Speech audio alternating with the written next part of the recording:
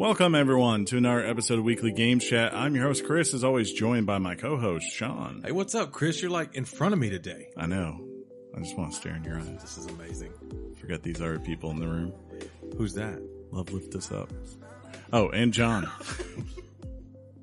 John, say something. I have to look to. Well, they can't see. He's dangerous. I'm dangerous. I'm dangerous. Yeah, you are. Yeah, because you're a peaking monster. You don't start with that. our listeners. Don't come in here with our greatest hit garbage. This is our house, and you're welcome here anytime, sir. It's good to have you. I like this because of the setup. I've literally got my finger on the pulse of peakness if I need to. Wait, is that a reference to Richard? Oh. Oh. Well, it's always pulsing. I mean, you can feel the pulse. Oh, by the way, Casey, What up? you're back. Again. You did it. Is this like the trifecta This is or the quattro? number 6. Oh, Yeah. so I was off by a few. Yeah. Double hat trick. Once double again, he's entendre. back to talk about an open world first person shooter. What? Is You that what can't. today's They show's don't know about? that. I didn't say anything. They haven't looked at the title. Going way on back to Fallout 3. Oh, what? Fallout 3, the 2008 Game of the Year edition. Fallout sucks. Oh, we'll Dude. get into that in a minute. Sorry, guys. It's just all ruined now. So, 10-10 It's at ruined. halftime, huh, Chris? Oh, man, I was just like watching that game, and I was like, I know this is going to turn. It's going to but turn, but they got to just kind of wake up. It was the weirdest first half I've ever watched. What are they talking about? What in Alabama. I think they almost lost to Citadel this past at weekend. halftime, just Yeah. at halftime. Because If it had been a 30-minute game, we We would were- have been going to OT. what Avengers movie where the Hulk wouldn't turn into the Hulk? And they The kept- last one. This Yeah, latest and one. That, I kind of felt like that was Alabama. They were just pushing them, like, Hulk, what are you doing? And then I'm fine. You know, I was trying to tell everybody at my house, it's fine. It's fine. Dude, you're embarrassing me in front of all That the was wizards. pretty much all the kicks from you. Yeah, it's fine. You're like, and you're like, it's gonna be cool. It's cool. I'm like, and then I watched the kickoff for the second half, which we fumble, and I was like, thanks, Sean. Thanks a lot right now. Well, John, this week in college football was known as Cupcake Week because it's usually the week right before the big rival games. Yes. And because of the schedule layout, generally you're stacked with your conference schedules in the front end, and then you are forced almost to schedule an FCS school. I believe you guys played UMass. They're not necessarily an FCS school, or maybe they are, but they're not a known powerhouse in football. Auburn played Liberty, and we played the Citadel. Yeah, I kind of hate it. You know, I understand why they do it. I just hate that it's allowed. I guess that's the way. And it comes up every year. Yeah. Everyone always complains about it, but they don't do anything about it. I'd be like, well, if you want to make them do it, I was like, one, tell them you're not going to invite them to the college football playoff, and I'm sure they'll just add a conference game. Or stack the conference games all the way at the back end. Just kind of loaded in the front end. You know what I mean? Well, the big thing is we don't have a, was it the Big Ten and the Big 12 both play 9 games. We only play 8. 9 conference. Too early to games. rock one. So Well, any Citadel person can go home from a game like that and just sleep knowing that most people on the Alabama team or Georgia team or any top school in the country wouldn't last a week at the Citadel. yeah, because that's- it's not your normal. They're It's smart. just- It's one of those. It's I'll not see the even Citadel. that. It's just I don't know if you've ever read The Lords of Discipline by Pat Conroy. I can tell you 100%, John. You did not. I have never read The Lords of Citadel. The Lords of Discipline. Oh, sorry. It's an intense school. I'm going to see the Citadel this weekend. I'll be up in Charleston for the Thanksgiving holiday. that's where they are. And I drive by that school and go, oh, yeah, Yeah. that's cool. Yeah. There's you're going to be in Charleston? Chucktown. Chucktown. Yeah. You like tacos? Yeah. Do I? How you There's like the them most tacos? The old amazing. sideways There's the oak. most amazing taco place in Charleston. Jeez, can't even make a point. I told you I had coffee today. It's crazy. About halfway through the show, it's gonna be an amazing crash, and you're gonna be like, "Where'd Sean go?" Sean, you got to read the news, huh? Oh. News. What about the emails? Electronic. Try mail future. It's kind of more of a present today, guys. Well, Take a nap. It's Thanksgiving week, man. It It's is. good- it's Yeah, good you're stuff. not allowed to be tired till Thursday. Yeah. As you hopefully watch Colt McCoy lead the Redskins. Because, Yeah, Chris is a Redskins fan. I don't know if you knew that, Casey. Yeah, I do. I don't know why I would still hang out here. You know, like sorry. But it's crazy how their quarterback this weekend had a gruesome injury that mirrored an injury from 33 years ago in Joe Theismann. It was so. There are so many similarities. It's like not even funny. Did it literally break in half? Yeah. Tibia and fibia. So he had the exact same kind of fracture. It happened on the exact same yard line. It was 33 years to the day. To the day, John. To the day. And in both instances, it involved a 3-time Defensive Player of the Year linebacker taking the guy out. I think it's like a wormhole. And it's So on a 33-year cycle. He's done at least, probably for at least a year. Yeah. Theismann was done after that injury. Yeah. Well, no, he wasn't done. No, that was his last game. With John, because John, I like when he knows stuff, so we try to prop him up a little bit with his knowledge, and we don't sugarcoat Joe. I sugarcoat John. What are you talking about? What you guys do in your own time? What just happened? That time you drizzled me in caramel is not something we talk about. Oh. Are we recording? Is this thing on? Yes. You can hear Penny whining in the background. But Casey, you got anything going on? Anything you're looking forward to? Nope. Just just work until you die, and the sweet release of Whoa. Yeah. No, Thanksgiving looks like it's going to be pretty. It's fine. Yeah, keep going. It's only the listeners can hear that mess that just happened. So. Thanksgiving's going to be pretty good, I think. Spend it with some weird people, but it's the way it's going to be. Yeah. You guys got some Thanksgiving plans? It's like this mic is so weird. It just doesn't always work well. People aren't even listening this week. It's Thanksgiving. They're traveling, which would be a great time to listen to a podcast, by the way. But that's a good point. Yeah. Yeah, I should probably retract everything I just said. And Casey, what are you doing for Thanksgiving? Oh, by the way, you've heard when Chris does the weird thing as you're talking, and he's just all up in your grill piece, and he's moving your mic. That just happened to our guest. Yeah. Thanks. Does Tony do that? No. Tony's professional. That's cool. Tony would just cut the podcast. That must be nice. It is. It's really refreshing. Like you go in, you do your stuff, and you go. It's not like like it's actually edited. Great point. See, now Casey's on the other hand, do they understand? But we also know how to not peak. So it's a collaborative effort. When you have like talent right around you, it doesn't require much editing, right? That's also true. Yeah. Is he talking about the two best things of this podcast, like in a negative way? Well, yes. Penny's in a room with this one. That's you and me, John. Oh yeah. Yeah. This guy. 1, 2. Hold on, let me top off my drink. Yeah, because this is a staple. Yeah, that's another great one. This is a staple of the program. Like do you guys put your podcast on YouTube as well? We do. Okay, just be prepared for those down mics. We don't. Like they matter a great deal, especially as far as feedback is concerned. Well, here's the thing. Troll.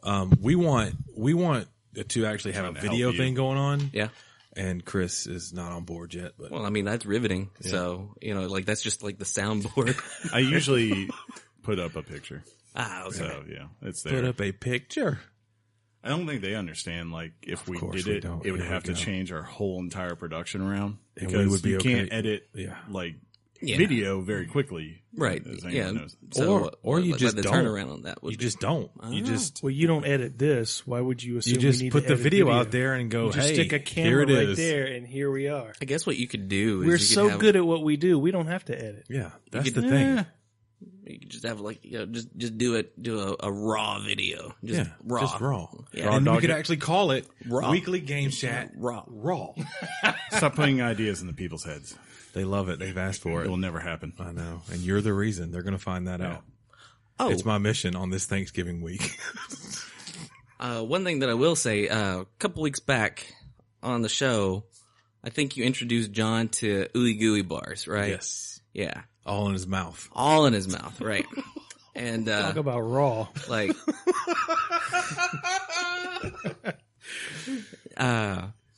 because of that, I was like, that's prepackaged garbage. So what I have brought it's a tinfoil masterpiece of a plate. I feel like the best things are under tinfoil, John. For the record, right now, Mike D, Jeff, Josh, all of you friends of the show, you better step your game up the next time you show. Oh my God. All right. There's 8 pieces there, right? God. The bottom 4 have pecans in them. The top 4 don't. I don't know what people's allergies are. I don't like pecans. I See? don't mind them. That's the reason why. See, exactly. Not allergic. Just John likes the nuts in his mouth. Or if people who don't like nuts in their mouth, you know. I don't know what their problem is. I'm going in. But yeah, the top ones are all yours, Sean, because those don't have. Let's make this those happen. don't have nuts. Chris, you in? Yeah, let's do it. I made these yesterday. I would. So they're not. Do it. Oh my God. That's a real ooey gooey. That makes the ooey gooey that I thought was the jam for the company that might still sponsor us. You're really good. But That's funny. But Casey's ooey gooey. Hey, I get lots of compliments on my ooey gooey, you know.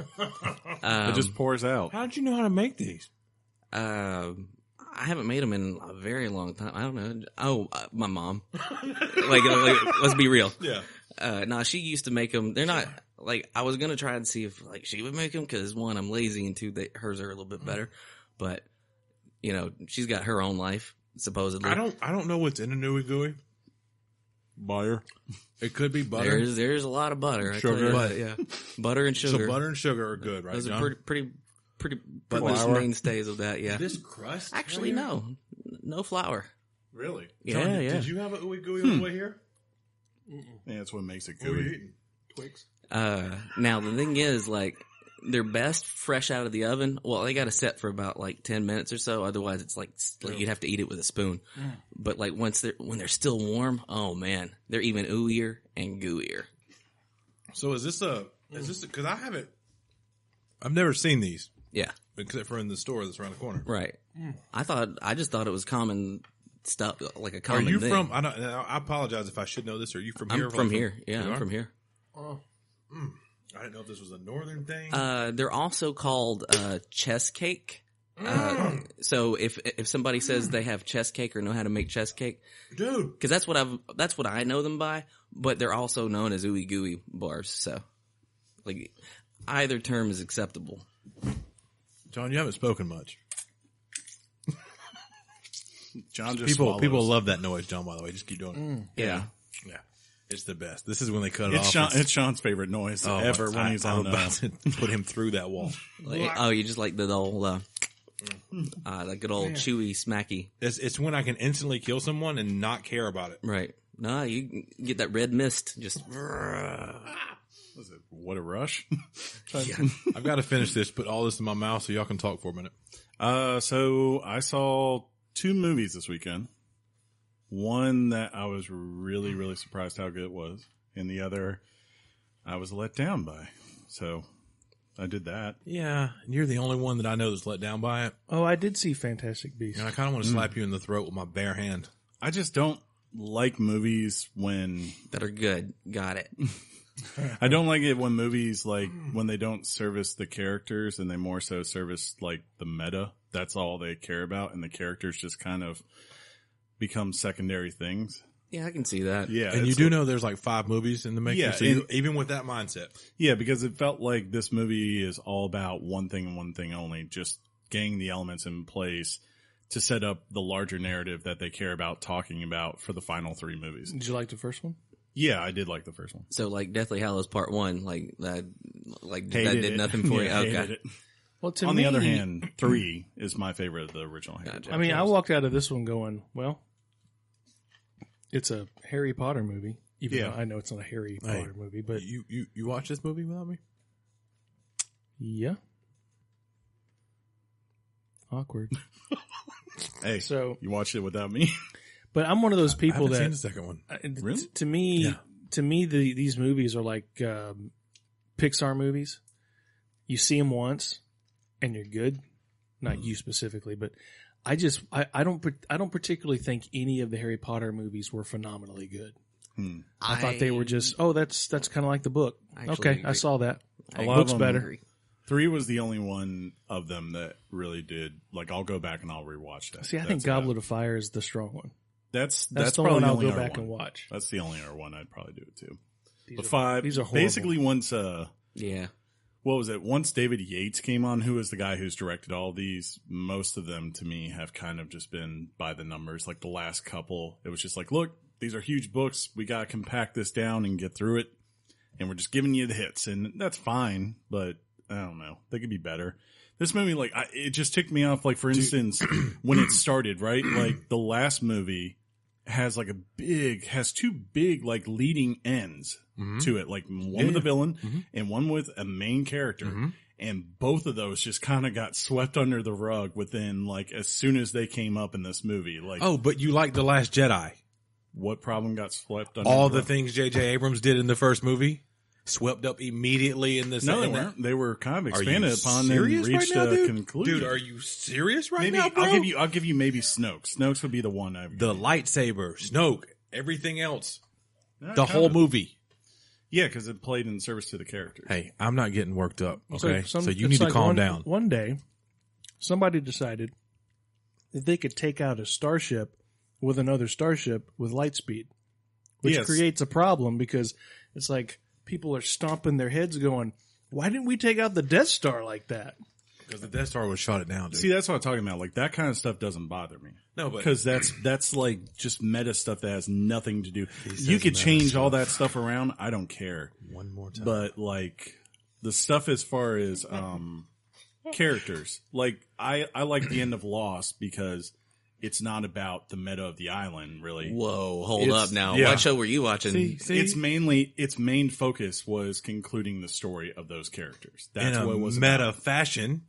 I mean, it's not to say that meta can't be part of it. just I'm like saying saying I don't meta, want John. it to be the thing that drives the story. Okay. But going back So to be it. Fantastic, and I'm not being funny. I know I've known you a long time. Did you but- see it? No, I haven't. Sure. Are you a Harry Potter fan? Super fan. Okay. So I understand where you're coming from, is a place where you do like the world that J.K. Yeah. Rowling. I mean, like I didn't John? have any. I know there are people out there. There's like a bunch of people right now because there's a big twist at the end of this movie. I won't say what it is. Well, but thank like, you. Darth Maul got cut in half. I mean, it's up everywhere right now. You go see, they're like everyone's talking about this. So, Bruce you know, Willis I'm not- shows up. Did you say you were a super fan? I would say like I love those books. You know, No, he insanely. did. If the question was, did he He say he never was a super talks about fan? Harry Potter. Yeah, then Then the answer was yes. That is what he said. Well, I don't have to Question, talk about things. answer. Sean Right. talks about Harry Potter nonstop. I mean, he bores the crap out of me talking to me at 11 o'clock at night. Every night this week? Yeah. It's pretty awful. Yeah. I love you. More. But I've never known you to be a huge, huge fan. Well, just because I don't go out there and like go, let me tell the world why I love Harry Potter doesn't mean I don't. But love that's it. what super fans Yeah, do. That's Super fan, exactly what Well, you're if missing. you were going by that sense, I'll never be a super fan of anything. Outside, maybe I guess politics and games that'd be better. Phil like, Spencer's jacket. Red Dead Redemption, Red Kojima. Yeah. We're kidding. But Chris. I mean, like those. What those else did you things. see, though? But the other thing I saw was on Netflix, and it's the new Coen Brothers movie, Ballad of Buster Scruggs, and Was that Bow to Buster Scruggs? Ballad. Oh, Ballad. Yes, it's Straight to Netflix? It was in a limited theater run,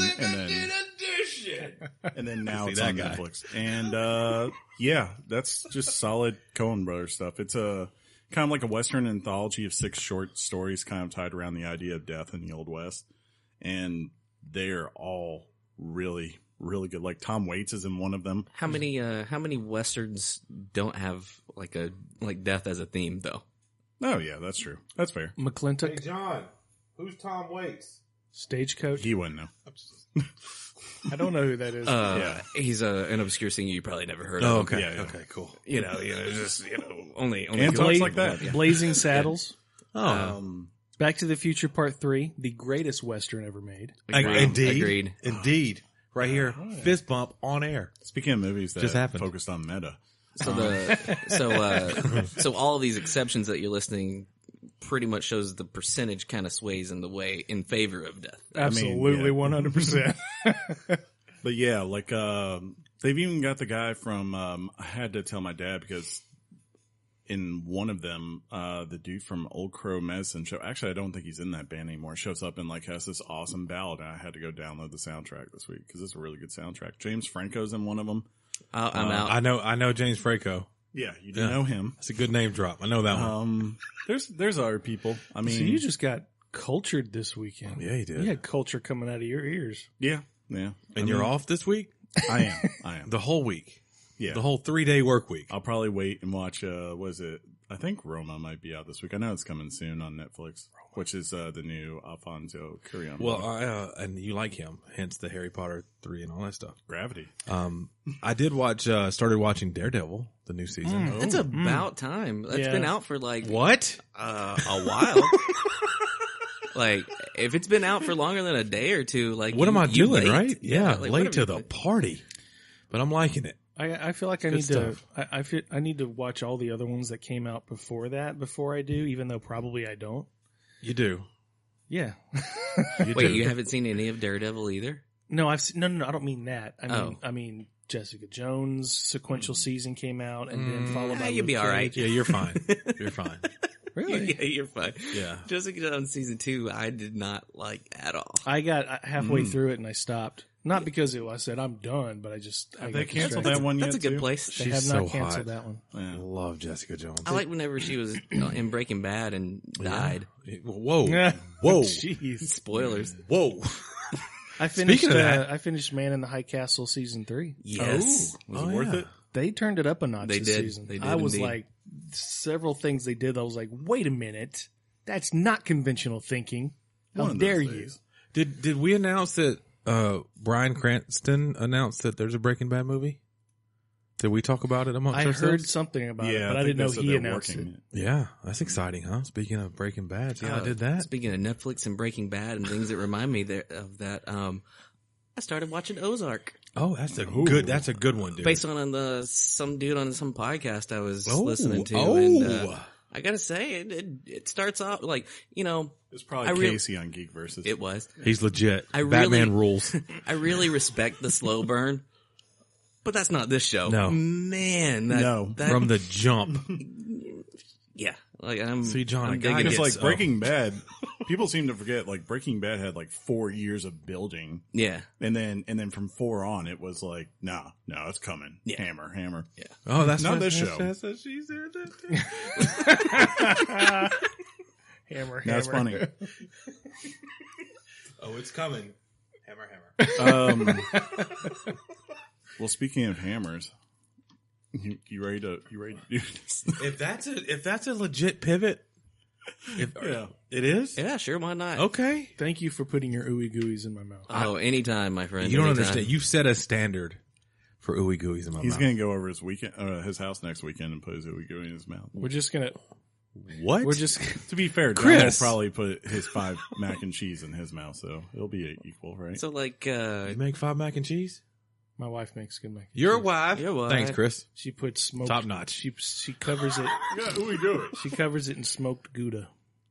I don't know if I've ever had smoked Gouda in my mouth. well, it's delicious. Is it? Mm. I'll Top show notch. you on this break. What? I'll show you during the break. If I brought you to my house to have this, you would think because you ate this, Don't say it. that my wife was flirting with you. Oh. Mm. Okay. That's fair. When we go to pause right now, I'm going to say what I thought you were going to say. Well, let's pause. Topic time.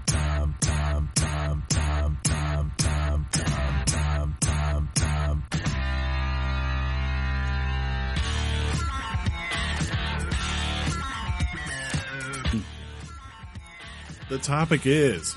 I have to make sure it's recording, so I had to look It at is mine. 24:07, 8, 9. I should put myself over there. I'm going to do that next time. Let's not. Let's quit rearranging the. It's in my writer. It's about to get torn See, up. John, a writer, Writer is. is. Now that you're involved in your own See John jokes, it's See, kind in of a contract or a policy. it's kind of it's a new thing. It's a new bit. Yeah, I like it. Yeah, I do too. I'm enjoying it. Evolves. Yeah. Bits grow. Schematics. I what just you wanted said. to say that word. It doesn't fit at all. Schematic. Schematics. Speaking of schematics. Oh, here we go. Topic is Fallout 76. I almost said Fallout 4. You know what? Let's do that instead. Yeah, I'd rather do that one. Jeez. Oh, And news. oh no! You got there. They are, ladies and gentlemen. Enjoy. He brought out some notes He written did. on actual paper like it's It's the a- 80s. It's a shtick. Actually, I like it's 2070 or 102, isn't it? And that it. 2102. yeah. Well, Chris clearly took your feedback. Yeah. It's like, Chris, why do you type this up every time like it's the Magna Carta? I do it so I could read it. Wait, the Magna Carta was typed up? Yeah. You didn't know? Huh, Yeah, I did not. Yeah. They invented the typewriter to type the Magna Carta. Back in 1204. Can you just fax me the Magna Carta? Like, we just That'd be great. You have it in by close of business? Thanks. I don't have it yet. Sir, it's in the cloud. I'm just trying to imagine Edward the Confessor checking his email. I'm like, what's this? one's super Magna Carta. Should I e-sign it? But yeah, Fallout 76. I don't want to call it the sequel. Nah, it's not a sequel. It's a lot closer. These two guys. It's like These two guys. It's like a side sequel, but even then, that's not even true because like New Vegas was more of a side sequel. Yeah, because like New Vegas is like pretty much like a year or two right after. Yeah, of Fallout 3. Yeah. Well, like as far as release is Timeline concerned, or release it was 2 years after. Yeah. I was trying to remember. It's been 10 years. Yeah, it's been a while. Yeah, this game to me, It's great. yeah. This is riveting so far, guys. It's hard to put into words just how this game like it's not a fall. This is the No Man's Sky of Fallout. Oh no. Right. Jeez. Yeah. And and let me even go a little bit deeper. In that No Man's Sky was hyped up and there were a lot of expectations and everybody was massively disappointed because it sucked. Right? Sure. Fallout 76, I didn't have any expectations at all and I'm still was disappointed with the game. Yeah. No. Yeah. So what makes this one unique for those who haven't or who have been under a rock, I should say, for the last 6 months, is the first time we've ever had an online Fallout game. And for whatever reason, and I think this was the dumbest move on their part, there are no human NPCs in this game. Worst part about the game. Like Yeah, the single by biggest, far. like it's got many, many issues. This is the top of the list. When you say Yeah. human NPC. Like when you go and you you're playing Red Dead and you go talk to Dutch. Or you go so talk there's no to, Duchess. There are no characters in the game. It's just empty, void. Yeah. Nothing. Except for like there's robots there, and then like the enemies are like your ghouls, you got your mutants, you got all kinds of stuff. Yeah, Scorched. But you don't have any humans. You got plenty of audio logs of humans. Yeah, plenty of holotape. those. Plenty of holotapes. You don't, was that on purpose, you think, with the Yeah, year 2106 it was a or whatever? It was a So, design choice. Their whole entire idea with this is that, or their reasoning is that, so in Fallout 76, you're the first vault that opens after, so in 2077, there's a nuclear fallout, right? Everyone dies or Get ready. or survives, right? And then you also have all the people who were in the vaults, various different ones. Some are just like, you have, for instance, I think my favorite, Vault 111, which is the idea that it's a completely sealed vault with a contained society that stays there for hundreds of years until finally someone comes out. 101, you noob. Oh no, 101, that's right. 111 was Fallout 4. 111 is cryogenic experiment. Yes, from Fallout 4, which is where, like they get let in and they act like, oh yeah, we're just going to do this little scan on you, but really they're cryogenically freezing them. Step So in this fundamentally, freezer. logically speaking, you can't have NPCs in a world where the vault just now opened. Right, yeah. Well, that's what Yeah, they're going with. Absolutely. Like, as far as lore-wise is concerned, yeah, sure, why not? Yeah, that makes perfect sense. Well, there's no, an in-game justification for why everybody's dead. But there isn't. That's the kicker, because as you start to explore this world, you do find there were a number of people who survived. I mean, just as it would be the case, not everyone dies right away. Some, of course, mutated, right? Right. But And then that's you the have thing. other people that it's very clear they did not mutate and they were trying to fight back as, like, everything fell. So I guess the idea is that they all died. Yeah, everybody died either to the bombs, but like in this particular area, Appalachia is what it's called. Because It's it's called in West Virginia.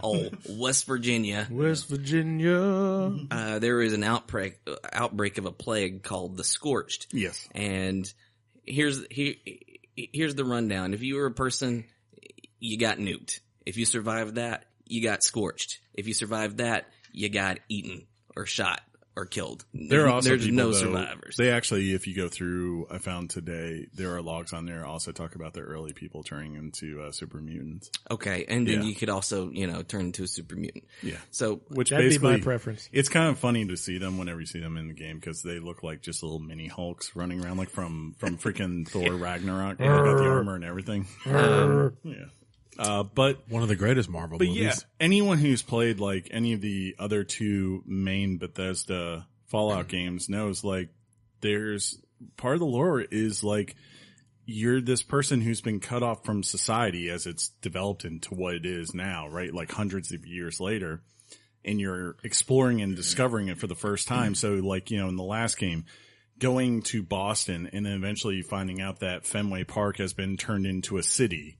And like meeting all those people there and meeting characters who literally have real world problems of that day and deciding to help them or hurt them with whatever your actions may be.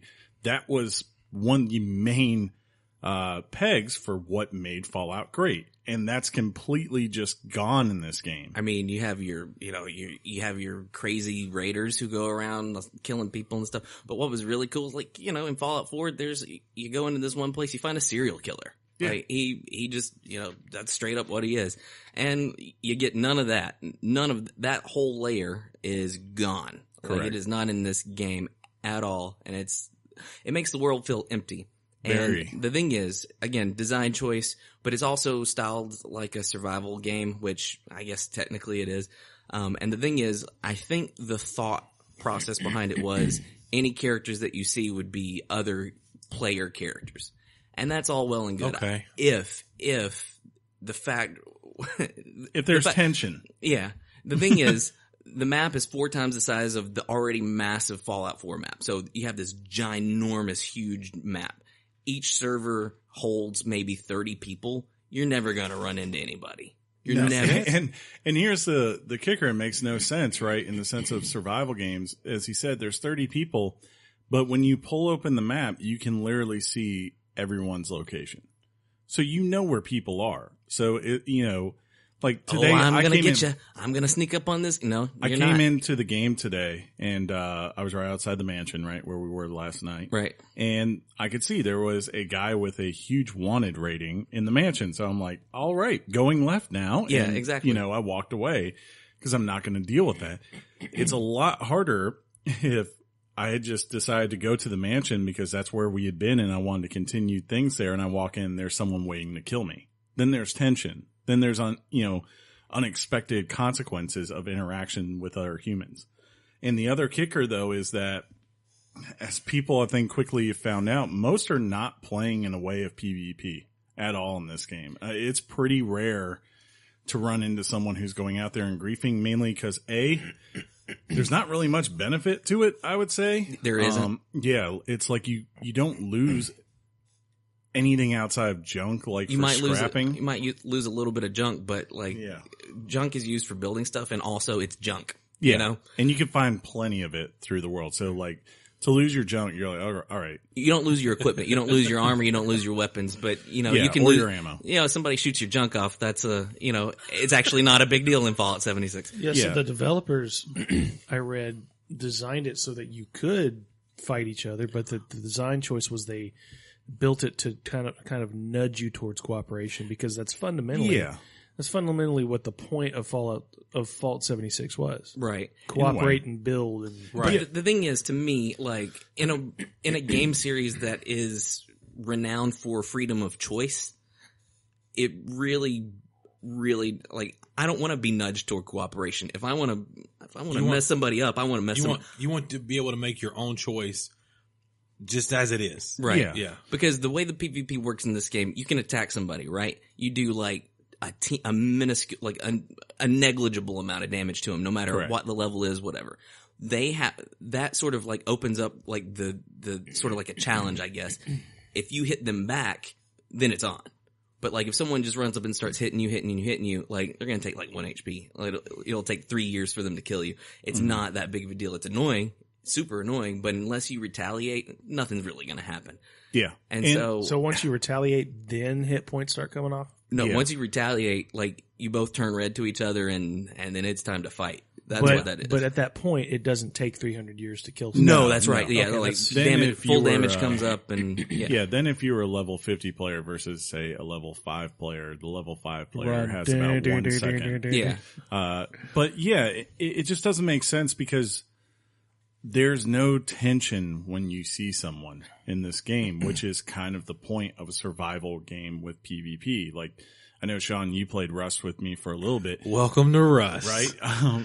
There's something about, like, Yeah. coming over a hill and there's seeing right. someone and having to decide, what are you going to do about it? Are you just going to go the other way? Are you going to go up and try to communicate? Or are you just going to start shooting? You know, all those are real options, and they seem very impactful because you know, what you have on you at that point is gone if you die. Yeah. Well, I mean, when you think about the games that kind of give you that option to have that decision, that it builds up that tension, like you say, players tend to mostly go to being jerks. Sure, because they're not going to take a chance. And like John said, I think their intent was we don't want a game full of jerks, so we feel that will basically not be a popular game. People will stop playing it. But then on the other hand, what it sounds like is the choice they made is driving people to go, this game sucks. Do I want to keep playing it? What's the benefit of it? Yeah, it's one of those situations where it plays it safe in every aspect when it comes to other player interactions. Like for the hardcore, like for people who wanted to play it single player, they can play it single player and they don't have to worry too much about people, ganking. Yeah, I'd be more worried about the monsters. And so to me, it seems like they tried to play everything so safe and try to appease so many different people that it sort of watered. Like to me, it's just one of those things where, yeah, it could be viewed as if they're nudging toward cooperation, and it very well could be. But what it seems like is we wanted to make this game, but we wanted to try and please as many people as possible, which again is not a bad thing to do, but but you're trying to please as many people as possible by no one, by not doing exactly. You're doing a bad compromise to where everybody hates it's like what was landed on. I was thinking, and I even said this to Casey, I was like, they should have, if they wanted to do this where they didn't want PvP, what they should have done is they should have made the vault the hub world of this game. And they should have basically had mission boards there. Like, we need to go do this to establish the wasteland. And basically, while you're there, it's like, okay, I select this mission. It finds 2 or 3 other people that party up with you, and you go out into the wasteland and you do these things and you bring things back, right? And maybe once you get done with the mission, then you just go off and kind of explore a little bit. But if you ever want to do the mission and things that are pivotal to the actual Vault 76 crew and to like basically give you the most XP, you need to come back to the base and do that. That to me is a lot closer to what at least the narrative part of Fallout has always been. Right. I remember a game we played, and the world was a PvE world, but there was a place called the Dark Zone. Sure. And when we went to the Dark Zone, Division. Can I say hell? I can say all hell broke loose, right? Yeah. Yeah. And we liked it. And there was a sense of like, we got to stick together. Sure. There are going to be some Richards running around. We want to avoid the Richards if possible. But we kind of got tired of that kind of game, right? And then I'm sitting there also thinking about how the way World of Warcraft recently changed it to where the entire world was a PvP world. Right. You just had to turn it on whether or not you wanted to play in it. And that worked really great because there were times that you said, if I turn on this PvP, like if I'm leveling, it's fantastic because I'm getting a bonus for this, a bonus for that. Sure, there may be the level whatever that comes by and wipes me out, but chances are I'm going to have other people who are going to have my back because it was a horde versus an alliance type thing. Correct. And I'm wondering why with things like that out in the world, why they chose this route on how to do this world. It really confuses me because there are some really good options on player versus player stuff. Yeah, it confuses me too because of all of those reasons. Everybody else who's ever done it has done it better. Whichever system that they chose, whatever they settled down on, it's better. WoW's PvP system, World PvP system is amazing. Mm-hmm. If they had done something like that, fantastic. But as it is, like it's just player interaction is limited anyway. Sure. When you said that, so what can you do in this game? What's it for? I mean, at its core, I think it does take the other big part of it. That is, I think, the other tenet of Fallout, and it's still there. What is that? It's the exploration. I'm going to do it. Okay.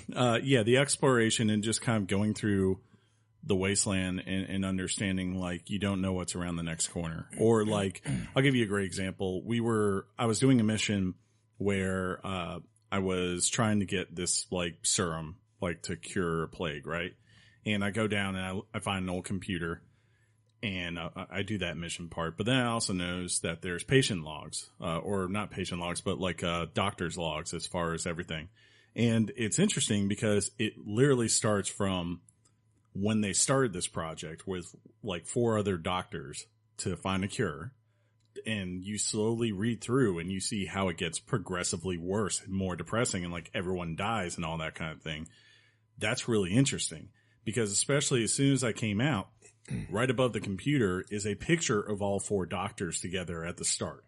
And it's like that kind of stuff, like where it reminds you like, hey, before you came out in this world, there was a world before you. And there are tons of stories that are just now kind of something lost to the past in a way that like when we, today go and dig through Egypt or Greece or wherever, and we find these lost mementos of a lost time. Like, that's the interesting part. People love that. Like, walking around the world and realizing, for those who know, October 22nd is when the bomb dropped, right? So when you walk around the world, you can tell everyone's ready for Halloween. There's pumpkins on the door, on the steps to houses. There's bat decorations and things like that. You see where life was when life ended. That's really interesting. Where did you get the mission?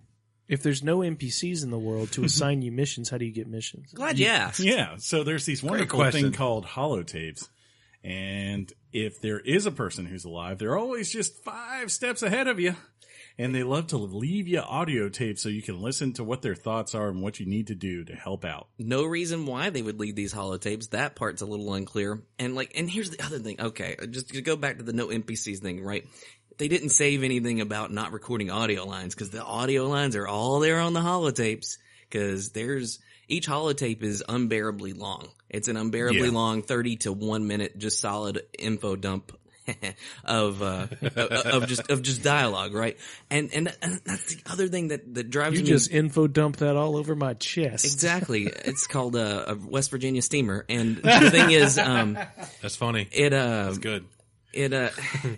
In a game where, like, if let's say you are playing cooperatively, you're talking with your buddies. You're like, oh, I'm going to go check out the roof, this, that, and the right. Oh, wait, I'm going to need you to stop talking for the next 2 minutes while I listen to this holotape. There is no skip. That's even the worst thing. If you play the holotape, it's going to play. It's just going to play. You can't stop it. And this is worse. Terrible. This is worse, and I found this out today. If you're in a group, right, and we're all on the same mission, we have to individually go up there and get that holotape one at a time. So we can't just have one person pick it up and then all of us start listening at once. It's like, no. Casey's got to go pick it up and he's going to listen to it. Once he's done, I pick it up and I start listening to it. Then you pick it up and you start listening to it. So basically what should take maybe at most 2 minutes for this tape to go by, if you have a full party, it's like 8 to 10 minutes. And everyone's got to be quiet during this time because you're trying to listen to the details of what's going on here. So there's going to be. I just want to hear. Well, there's got to be an update that comes out, right? To fix all this. Already is. Fun fact! There was an update. The first update yesterday. Okay, it was a minor update. The game was like 50 gigs, right? For whatever reason. Actually, it's a pretty massive game, so I don't know why I'm hating on it for that. But the first update was like 48 gigs. Yeah. I was like, all right, it's time to fire up the old Fallout 7. Oh, update. All right. How big can it possibly? What the? What? I was on playing because I was like, Casey was like, we'll start like at 1. So I'd gone on that morning just because I was going to do some other quests, and I spent the whole entire morning updating. And then afterwards, when I was on playing, I saw Casey's name pop up on Xbox, and I was like, well, he'll be ready about 3:30, 4 o'clock. That'll be fun. Sure enough. So, like, to Chris's point a while back, Bethesda's world building is still on point. Like, I can't fault them for that. Music is fantastic. Mm-hmm. Like, John, you love the Dishonored series, right?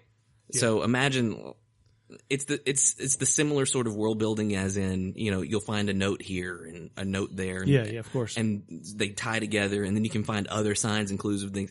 Like there's other stories there if you want to look, depending on how much effort you want to put into that. And it's gotta be a lot in some instances. In some instances, it's gotta be a lot. But there's still these background stories, this world building. Like, it does look like it has been lived in, even though nobody currently does. It looks like, there were people there, and it has a rich history. And if you enjoy that kind of stuff, which I do, so like this is a point in its favor. It does do that very well.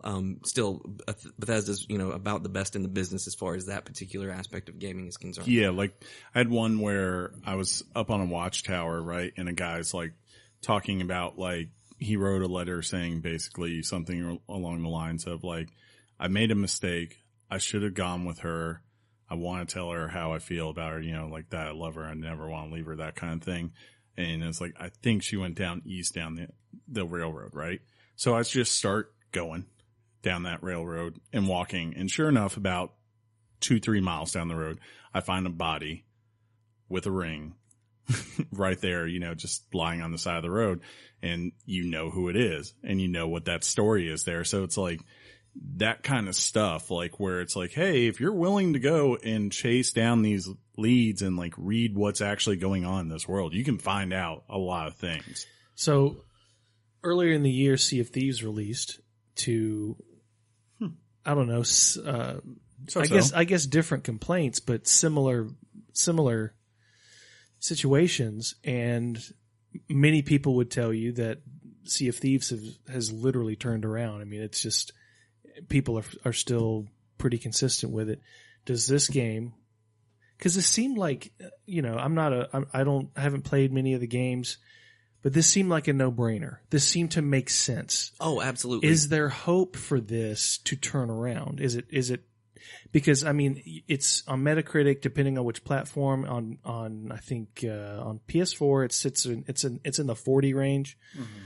On PC and Xbox One it sits in the 60s range. In the UK, sales are down 80% from the previous game. Yeah.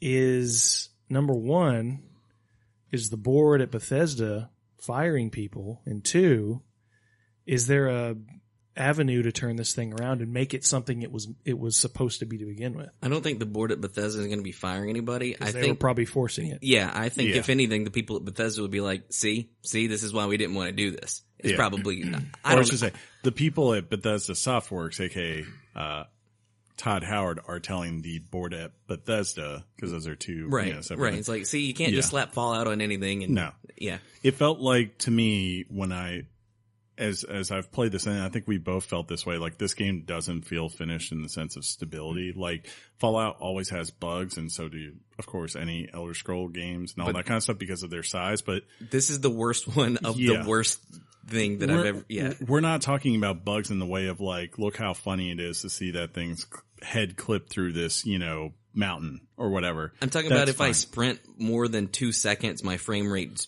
drops. The moment, or if I jump. It's my like frame rate drops. If there are 3 enemies on the screen at a time, the frame rate drops. You feel like when you're about to be ambushed in this game, because as soon as you go into a populated area of enemies, the frame rate just goes from running maybe 30 down to 10 in a heartbeat. And you guys you both are playing on Xbox? Are you both on the One X? Yes, that is correct. So that's the most the most powerful billion teraflops. Not even 5 bajillion. Save it. Teraflops could save this. What a shame. Yeah. Yeah. But to answer your question, as far as Sea of Thieves is concerned, I definitely see the parallels, and I could see that with continued support, this game has a lot of potential. It does. Sure. It truly does. Like I'm only saying all these terrible things because they are terrible things about the game that need to be addressed and fixed. But if these things, I mean, I don't know if they're going to overhaul or add NPCs later or whatnot. They need to. They should. I think they've said something around the lines of that other vaults would be opening. I read that somewhere. And so the thing about it is again, with continued support, that's smart. This could be a very I hope this could be a very good game because like Chris said, the world building's great, but like even more than that, as far as the exploration is concerned, my favorite part of the Fallout games has been exploration, just never knowing what you're going to run across. That is still there, like somewhat. It's less so because you're not going to run into any weird, wacky NPCs. But I know that, once you get past the tutorial, the game really picks up a lot. But the thing is, it's a really long, miserable tutorial because you have to learn how to craft, make your food, water, your crafting stations, all that stuff, build your camps. And that is the absolute worst slog of a tutorial that I've ever played in my life. Oh, I wanted to quit this game after the first 2 hours. Exactly. And the thing is, and here's the thing. I love Fallout. It is my favorite ongoing current modern video game series. And I had pre-ordered this game. I played it, and I had made it out of the tutorial, and I had played it a little bit. I canceled my pre-order because I was so bored while playing it.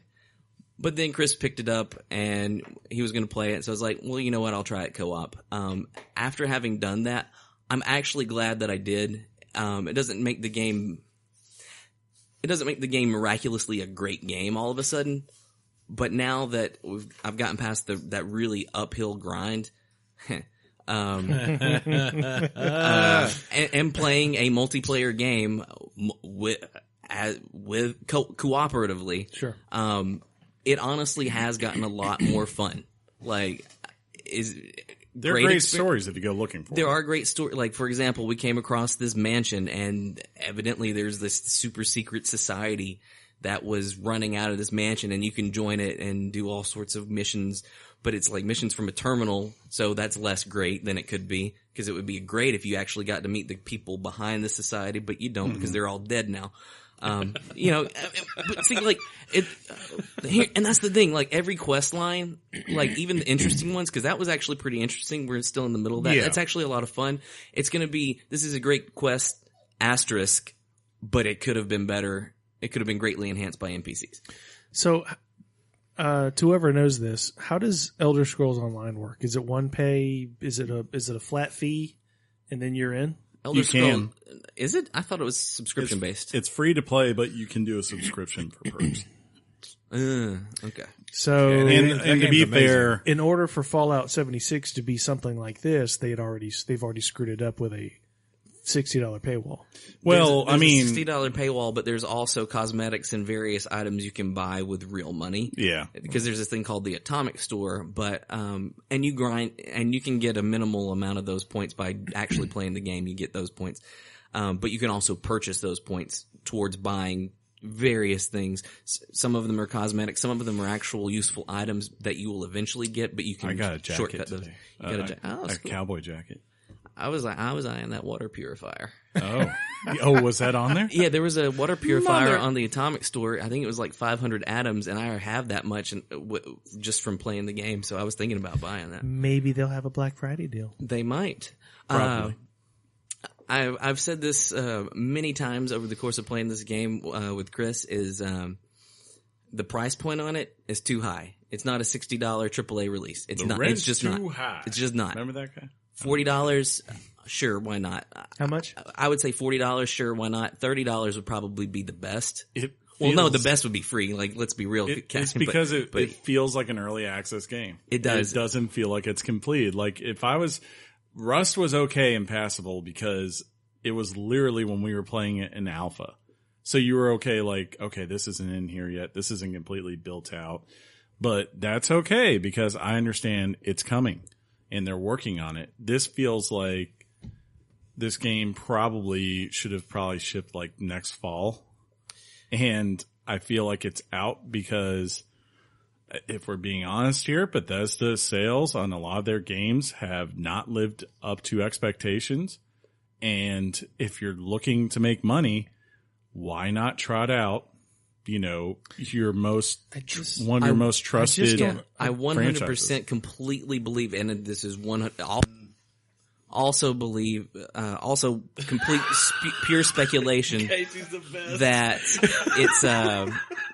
it was Bethesda underperforming and getting pressure from not game designers, but pressure from maybe the board, whatever, saying you guys got to start generating some revenue. Yeah. And the easiest thing, like the two biggest money makers for Bethesda has been for forever now, Elder Scrolls and Fallout.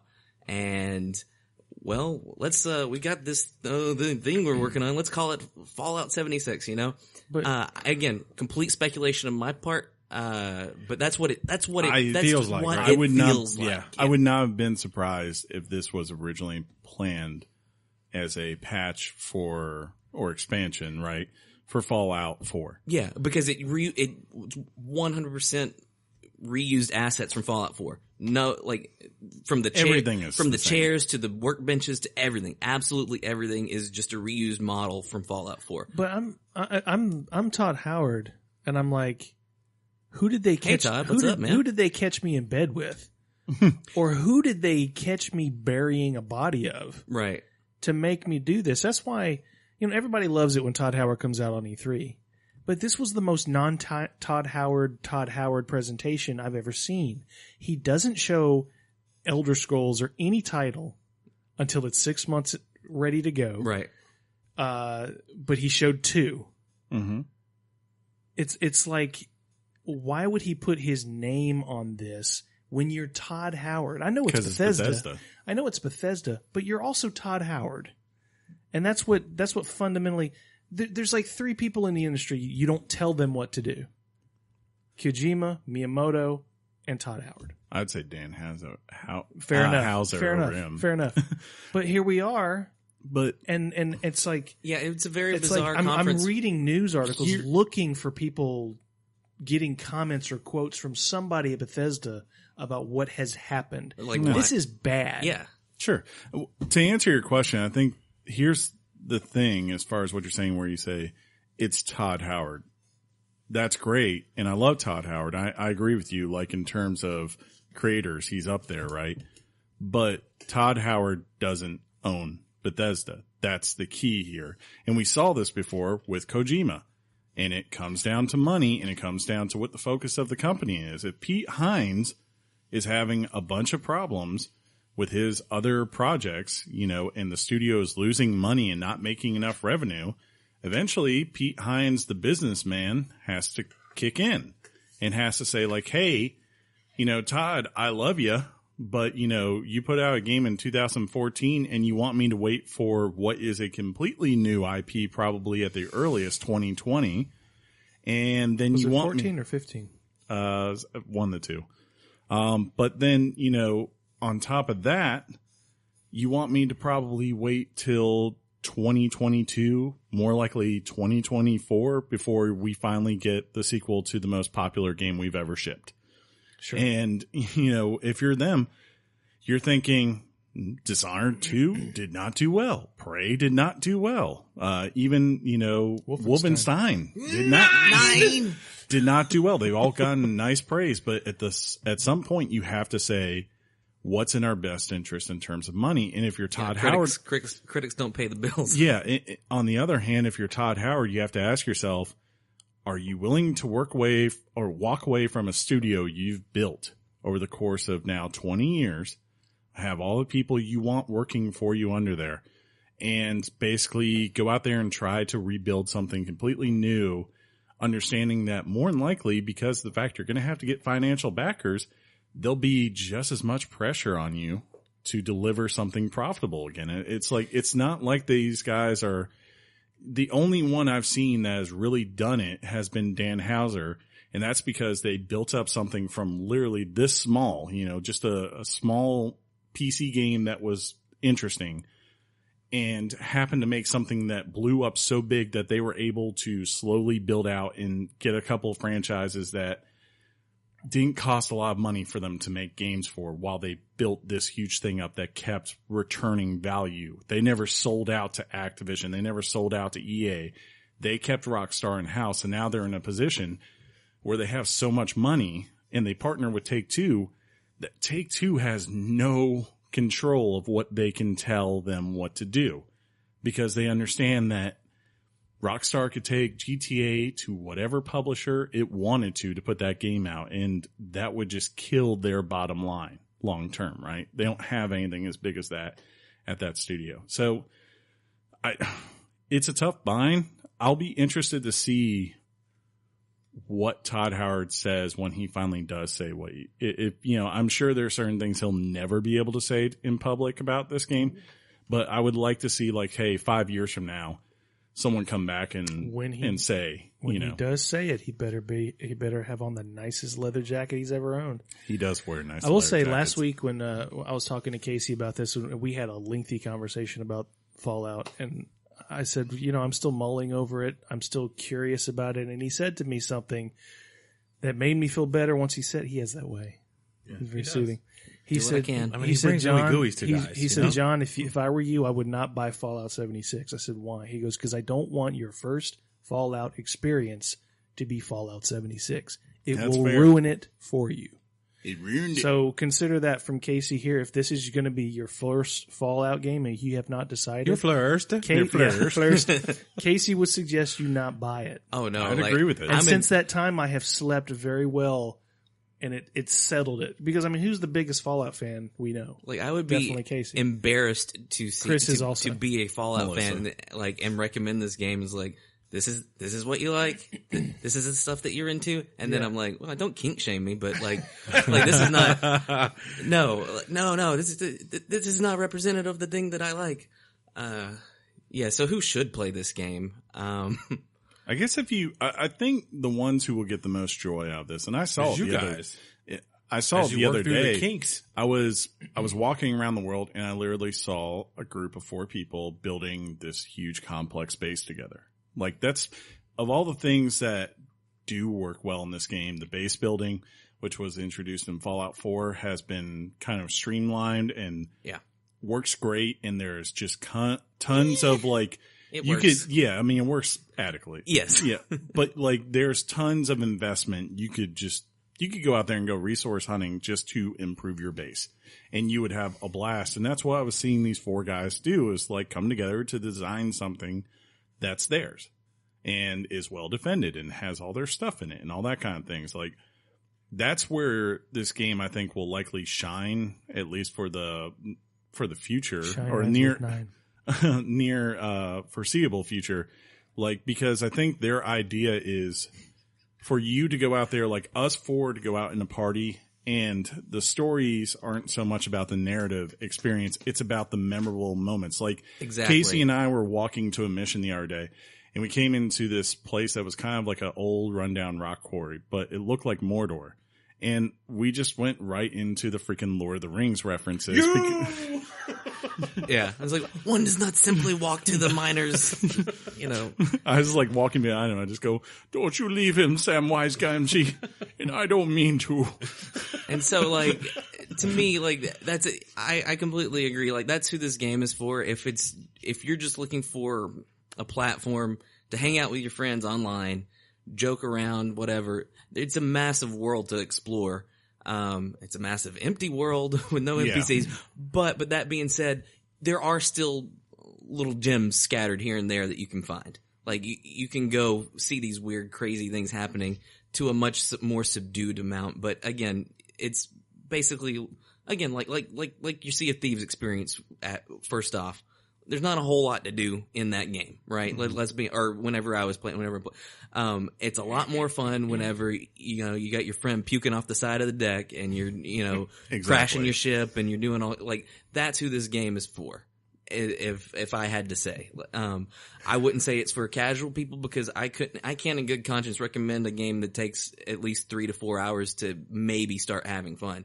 Because again, that tutorial grind is the worst that I've ever experienced. The worst part about that is the only enemy you're basically seeing is the Scorch. Right. That's like it. Like, once you get out of like that early area and you start seeing the Mole Man and all the creatures and stuff like that. You're like, oh, there is a honey beast. Have you seen that? I haven't seen that. Yeah, like, it's a beast that has a beehive on its back. I have not seen that. Like, things like that, you're just like, it's so cool and ridiculous. You just don't see that anywhere. I don't know. So it's not without its merits. If you had asked me a week ago, I would have told you this was a dumpster fire of a game. Yeah. Like I think I literally told John that it was hot trash. Like I was prepared to give it like the most scathing review and everything. Oh wait, that's not what you just. No.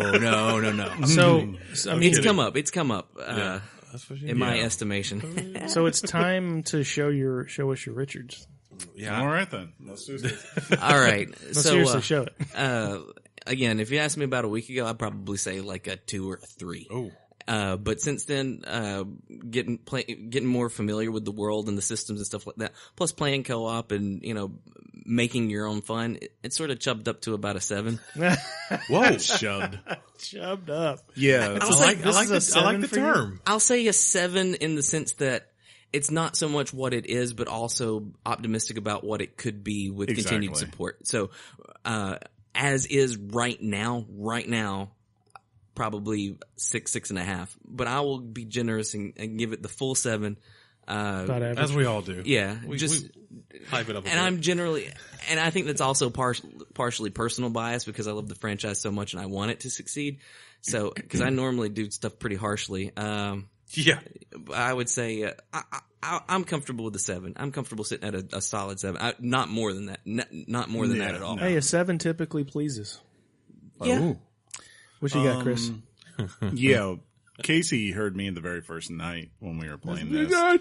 And we were hitting all those lag issues and just all these terrible overseer quests. Yeah, the overseer quest is worse. Like, it's go listen to this holotape for 2 minutes, walk over here, listen to this holotape. And this is how you get water. Let me tell you 2 minutes about getting water. Isn't that great?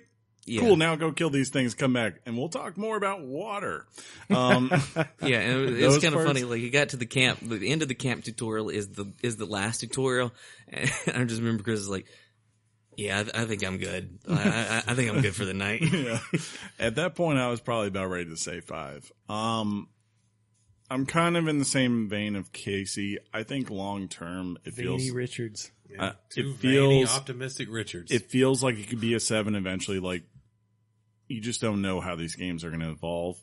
But I do have some worries in the sense of like, how long can Bethesda support this, and like, how big of a staff can they really dedicate to it when we know there are 2 humongous games that they're banking on from that main crew at Bethesda Softworks that are in development and are probably very much Pete Hines saying, you have a deadline and this needs to be out and it needs to be exceptional. They haven't even started that Elder Scrolls game. You know that. Sure. They're probably in their early development phases of it. They put that logo together though for E3. It looks like a part of the map I saw. Checkmate. After they saw sales for this game. But oh man, we really got I would on say, this. but yes, if you were buying this like right now today and you're just like, look, I'm going to play this for 2 weeks and that's it. It's probably a 6. Yeah. You know, that's probably the best I could give it. And then I saw you like, I don't know if you're going to talk about these Facebook comments later, but I saw on your page, it was specifically asking, should you pick up this game? Yeah. Or some people were. Yeah, Speaking of that, my buddy Richard reached out asking. Yeah, I know. Yeah. He reached out specifically and said, like, look, truth is, I've got kids now, and one's always playing Fortnite, and the other's always playing my Switch or whatever, or something like that, along the lines of what he said. And he said, I don't know how much time I would get into this, and I would say, if that's the case, just go ahead and skip it. Yeah, that's it's a hard not pass. worth your time. Well, see, Richard, if you're listening, had I said something like probably that, I would have gotten lectured by these two going, you're the adult. You need to kick your kid out of the room. You need to go to bed. That's because it's you. Well, yeah, because I know Richard will. Accurate and I know all. what Richard will need to do. I mean, like Richard's a man's man. He makes wood. Hands the size Carving. of dinner So plates. many Nobody jokes, makes dude. wood. Nature So makes many wood. jokes. Richard He makes wood. he does a bunch of like wood carving and stuff like that. So Yeah. it's like perfect, right? He's making me a Bama pen. Did any chance we got any mail on this?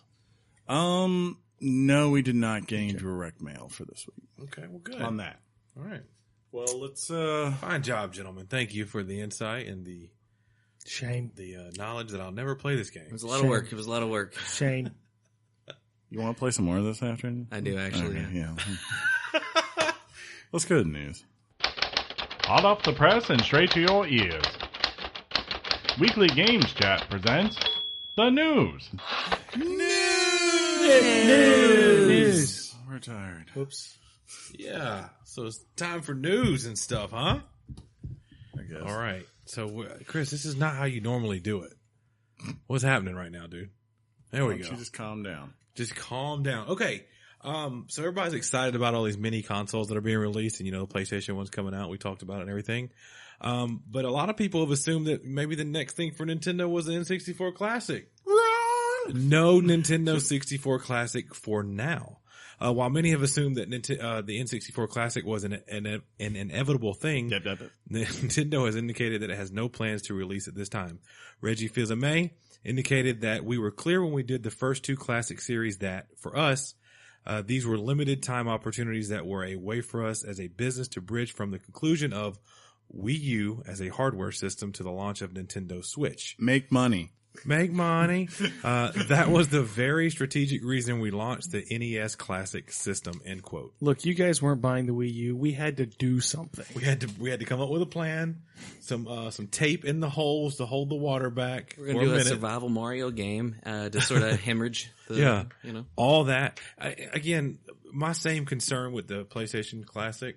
I just don't think those games, and we've said this so many times, I don't think they hold up the way that like a sprite-based 8 or 16-bit kind of game does. So I'm glad they're not doing an N64 Classic for now, even though I know that some people have like their best games ever on that system, and they would think it'd be great to hold a little mini controller. And how many could they even? That's the problem, like that they're probably looking at too. Is like how many classics are there on Nintendo 64 that they could get? There's a ton. Okay, bro. so you could do Majora's Mask, right? You could do Ocarina, Mario 64, Star Super Fox Mario 64. Yeah, Super Mario Kart 64. Mm-hmm. GoldenEye, Donkey Kong Country. I don't know how well GoldenEye. People would still buy it. GoldenEye is the jam. Not buy it, but that one doesn't hold up. Time Splitters But I 2, don't. But see, I don't think Perfect they'd be Dark. able to get Wave Race 64. Like that's the thing. I don't think. Pilot they'd be Wing able to- 64. Superman No. 64. How dare you? So like these Resident Evil 2. Yeah. You see, the thing Blast is, Core. the thing about the Nintendo 64, I think those games, the console obviously did not sell anywhere close to what the PlayStation did, PlayStation 1. But I think those games, the library of Nintendo 64, are more beloved than the library of PlayStation. I kind of agree with that. So, I mean, that's where... You got the Final Fantasy series on Yeah, I PlayStation. mean, like- Casey's Yeah, throwing the word but- anecdotal around. But they're not on the Classic. Yeah, It's like... probably for a Oh, reason. Well, then, never mind, because they're like counterpoint Baron. yeah. 7 is though. Is Seven- it? Is 7 yeah, on there? 7 is the Yeah, one on there. Good call. Well, I think like that probably kind of trumps most of the N64 games collectively, just They'll- because of Anecdotal. because Final Fantasy VII was like a pop culture phenom Yeah, in and of itself. Of that was course it what was. made Absolutely. everyone buy that console. Absolutely. I agree. They got... you I didn't put, buy that console for that reason, so your statement right there has a flaw in it. You put Paper Mario No on one cares there. about you. You put John. Star They do. Fox on there. You know nothing. I mean, there's plenty of stuff. I would not put Donkey Kong 64 on there because that game's straight up trash.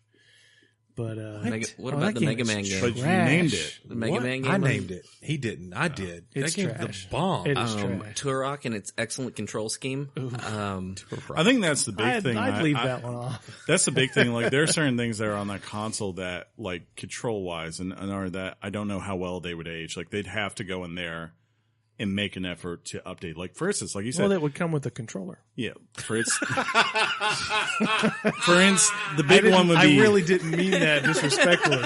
For instance, the big one would be, as you said, even though I don't think they could get the game because of the license, would be GoldenEye. Like GoldenEye, the way that plays as a shooter back in 1996 versus today, Oh yeah, everyone would be like, what is this garbage? Versus like when you play Final Fantasy VII, it plays like a turn-based RPG, right? You know, everyone's Again, fine. what is this garbage? you launch GoldenEye, you play it for like 2 minutes, game sucks. What's next? I gotta get the golden gun, bro. Yeah. The one Yo, look to man, that was that golden gun was sick. Right. Get on like that Egypt level or Yes, Aztec, and yes. boom, that was it. You put like 3 TVs together. You played Odd Job a lot, didn't you? You're the kind. Yeah. You're the kind of person. Yeah. What's wrong with that? Whatever. That's cool, man. To each his own, bro. Yeah. Speaking of what? Nothing. Nothing. I'm going to quit that. Yeah, don't do. Well, no, it's your bit now because you speak of everything. I can't do it. No, you got to do it. It's your bit. That's my bit. Yeah, it's your bit. Metroid Prime 4 is well in development. And while Metroid Prime 4 is not ready to show yet, Reggie did have some thoughts to share. Quote, internally we have expectations about when Metroid Prime 4 is going to be released. We haven't announced it, but yeah, the game is well in development. Typically 6 months to maybe a year out is what we like to do. But there are times for strategic reasons that we believe it's important to message that a game is coming. Because we have none right now. Oh, man. On the horizon after Smash Bros, right? I thought Metroid was a dead franchise. I mean, I'm not trying to be funny. I just thought... Why does Casey want you to kill him? He's not wrong. No, I mean, like, because you haven't heard a lot about it recently. They released like a soccer game. Like Samus Soccer? Yeah. Yeah. I mean, he's being a jerk, to be sure. Casey? But he's got a point. Yeah, he does. He does. Okay, dead franchise was a little bit overdone, but like, I just didn't think that like Metroid, like it says, was inevitable. Like, was it though? Like, because no, it wasn't. Because like, it also could have been a rebranding of Metroid. You could have had another, not Metroid Prime, but just another entry in the Metroid series. You see what I mean? Like, because Metroid Prime wasn't even a thing until GameCube, right? Correct. So it could very easily be a new style of Metroid game. Yeah, people are assuming that Metroid Prime 4 is a first-person shooter. I'm hoping it's not a first-person shooter. I'm hoping it's like a game designed in the realm and the way Recore is.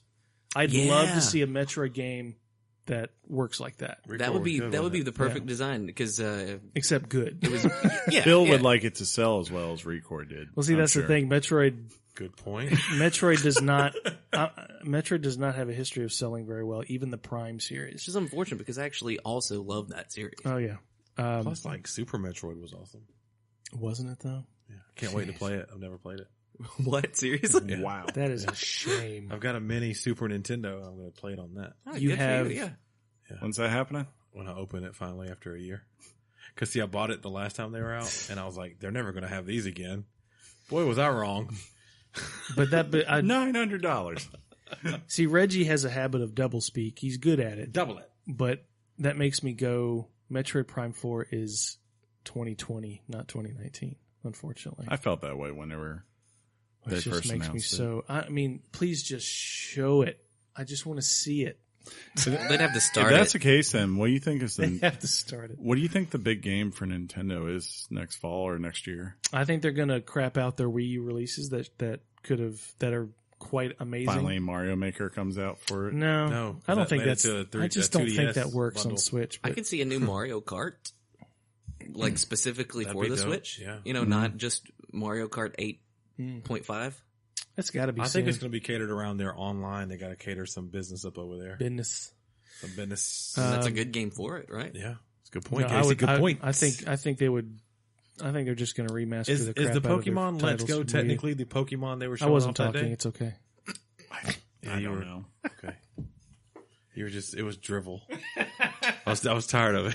See, here's Are the you thing, angry? John. Like, don't take it personally. Like, you have like a very soothing white noise voice, and it's just very. People just don't realize I'm talking. And Yeah, I mean, that's it's what the it thing is. with I get and that what? It's like velvet dipped in honey. Like it's it's like It's terrible. It's just actually. a thing that's What there. exactly is You've got the velvet dipped in invitation. You don't honey? have to. It's smooth. That sounds really sticky. It's two smooth things. It's also sticky. Just wear velvet. I'm Velvet talk- is smooth by itself. No, dip it in honey so it sticks to you, man. Like that's Only Yeah. one side. Instead of peanut butter. how many sides of the velvet. You only need the inside to stick, man. Have you ever? Do you not know? Hey, News, Sean. News. you know what else is smooth? This transition. What? Nice. That's good. Spyro fans Not angry. smooth. Boo on the smooth. Fans noticed quickly that the cutscenes in Spyro Reignited Trilogy did not have subtitles. Shame. Riot. Some were not happy. Burn it all down. Activision has since issued a statement on the issue. Well, that's good. That did not seem to go over very well. Quote, when, Just like that sentence. quote, when Toys for Bob Is that for real? That's for real. Okay. Set out to make an awesome game collection. There were certain decisions that needed to be made throughout the process. The team remained committed to keeping the integrity and legacy of Spyro that fans remembered intact. The game was built from the ground up using a new engine for the team and was localized in languages that had not previously been attempted by the studio. While there's no industry standard for subtitles, there is. The studio and Activision care about the fans' experience, especially with respect to accessibility for people with different abilities, and will evaluate going forward. End quote. AKA, look, we wanted to make this thing, and no one thought we should go in to do things to add subtitles to all the cutscenes. To it's all like, these really, games. guys? We gave you a remaster of Spyro. Yeah. All I heard was they hate deaf people. That was the last part. That was the last part that I saw. It's like, yeah. There's no industry standard of different abilities we'll evaluate going forward. Yeah, y'all, tough luck, man. Yeah. Yeah. He's got a point. I'm not surprised, but I'm sure now there's probably like a team of 5 guys at Activision who are 5 guys does sound good. Yeah, there we go. Who are just slugging away, putting in subtitles and at least in English, I would think. Screw the French and Germans and all them. I guess, exactly, right? sir. 9. That said, the game is apparently selling exceptionally well. Would you say exceptionally? It was number 1 in the On UK the this UK week. charts, yeah. I'm so sick of you and stupid little UK. Hey, I mentioned UK first. I know you did. It's a tiny What's third up? No, world actually, country that nobody cares to be about. fair, if Pokemon had both versions packaged as one, that would have been They would number have 1. blew it out the water. So, speaking of blowing it out the water, my God. nothing. No, Nothing. Kingdom Hearts 3 is done. Delayed to 2024. Is that real? Troll! That's not real. That's a troll. Yeah, that's Square not real. Enix has finished development on Kingdom Hearts 3, and according to director Tetsuya Nomura, Oh, he does that better than Chris. quote, if you haven't not how had you the say chance yet, now would be a good time to prep by playing 1.5 plus 2.5 and 2.8. Equals 14. See you next month. With Kingdom Hearts 2 being a 14-year-old game, fans have been waiting for this for a long time. That's true. Hey, Chris, how do you say Tetsuya Nomura? Tetsuya Nomura? Tetsuya. Tetsuya Nomura. Because I read the last part as America. Like America. Yeah, because America. Because America. Yeah. So, that's one there. I would probably said though, really, I would have said. Anybody excited about Kingdom Hearts 3? Oh, I'm going to play it. Yeah? Yeah. I've played the first one. I did not come back for 2. Oh, well, that's good because you would have been waiting 14 years. Yeah. Anybody else excited about? I'm gonna play it. Look. Donkey put out a video, and at first I thought it was a comic, because he usually does comedic videos. I thought it was like just taking all these things and starting out with basics and then adding a bunch of stuff that actually did not happen. Oh, no. Casey started petting Penny. Yeah. Oh, no. She accepts the love and wants more. But, like the video I thought was going to be one of those ones where it's like, hey, it was supposed to be the complete history of Kingdom Hearts, right? And I thought it was going to be a thing where it starts out, here's some real stuff, and then we're just going to go into absurd. And that's what I thought was going on as I was watching this. But then I actually read like below in the comments, like, and the guy was like, this video is actually 99% accurate. And I was like, dear God, there's so much just BS in this series. Well, those trailers are awkward as heck. Yeah. I mean, watching them makes me physically uncomfortable. It is the most Japanese mainstream game I've seen in a while. if you played a Kingdom Hearts, it makes sense. Yeah, absolutely. I'm sure. It does. Dream plus, drop Chris, distance. Chris doesn't like Disney movies. No, that's me. That's not It's true not, at all. not true. or the Japanese as a culture and people. Japan. Is that true, Chris? He hates Kojima. Who does? Uh, That guy, John. That guy. Yeah. who all played Monster Hunter World? I played the beta. That doesn't count. That doesn't count. Played the beta. THQ Nordic will crank I looked at the 35 picture out today. Oh boy, how like in a day? Probably. That's That- rough. That'll hurt. That's an average day for me. Man, what are they? 16? THQ Nordic has several titles on the way, including upcoming. What does Goy mean? Darksiders Game 3. of the year. I know. That was part of my. Sorry. I'm tired.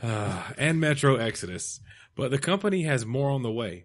during a quarter 3 financial report on November 14th, THQ Nordic founder and CEO Lars Wingfors.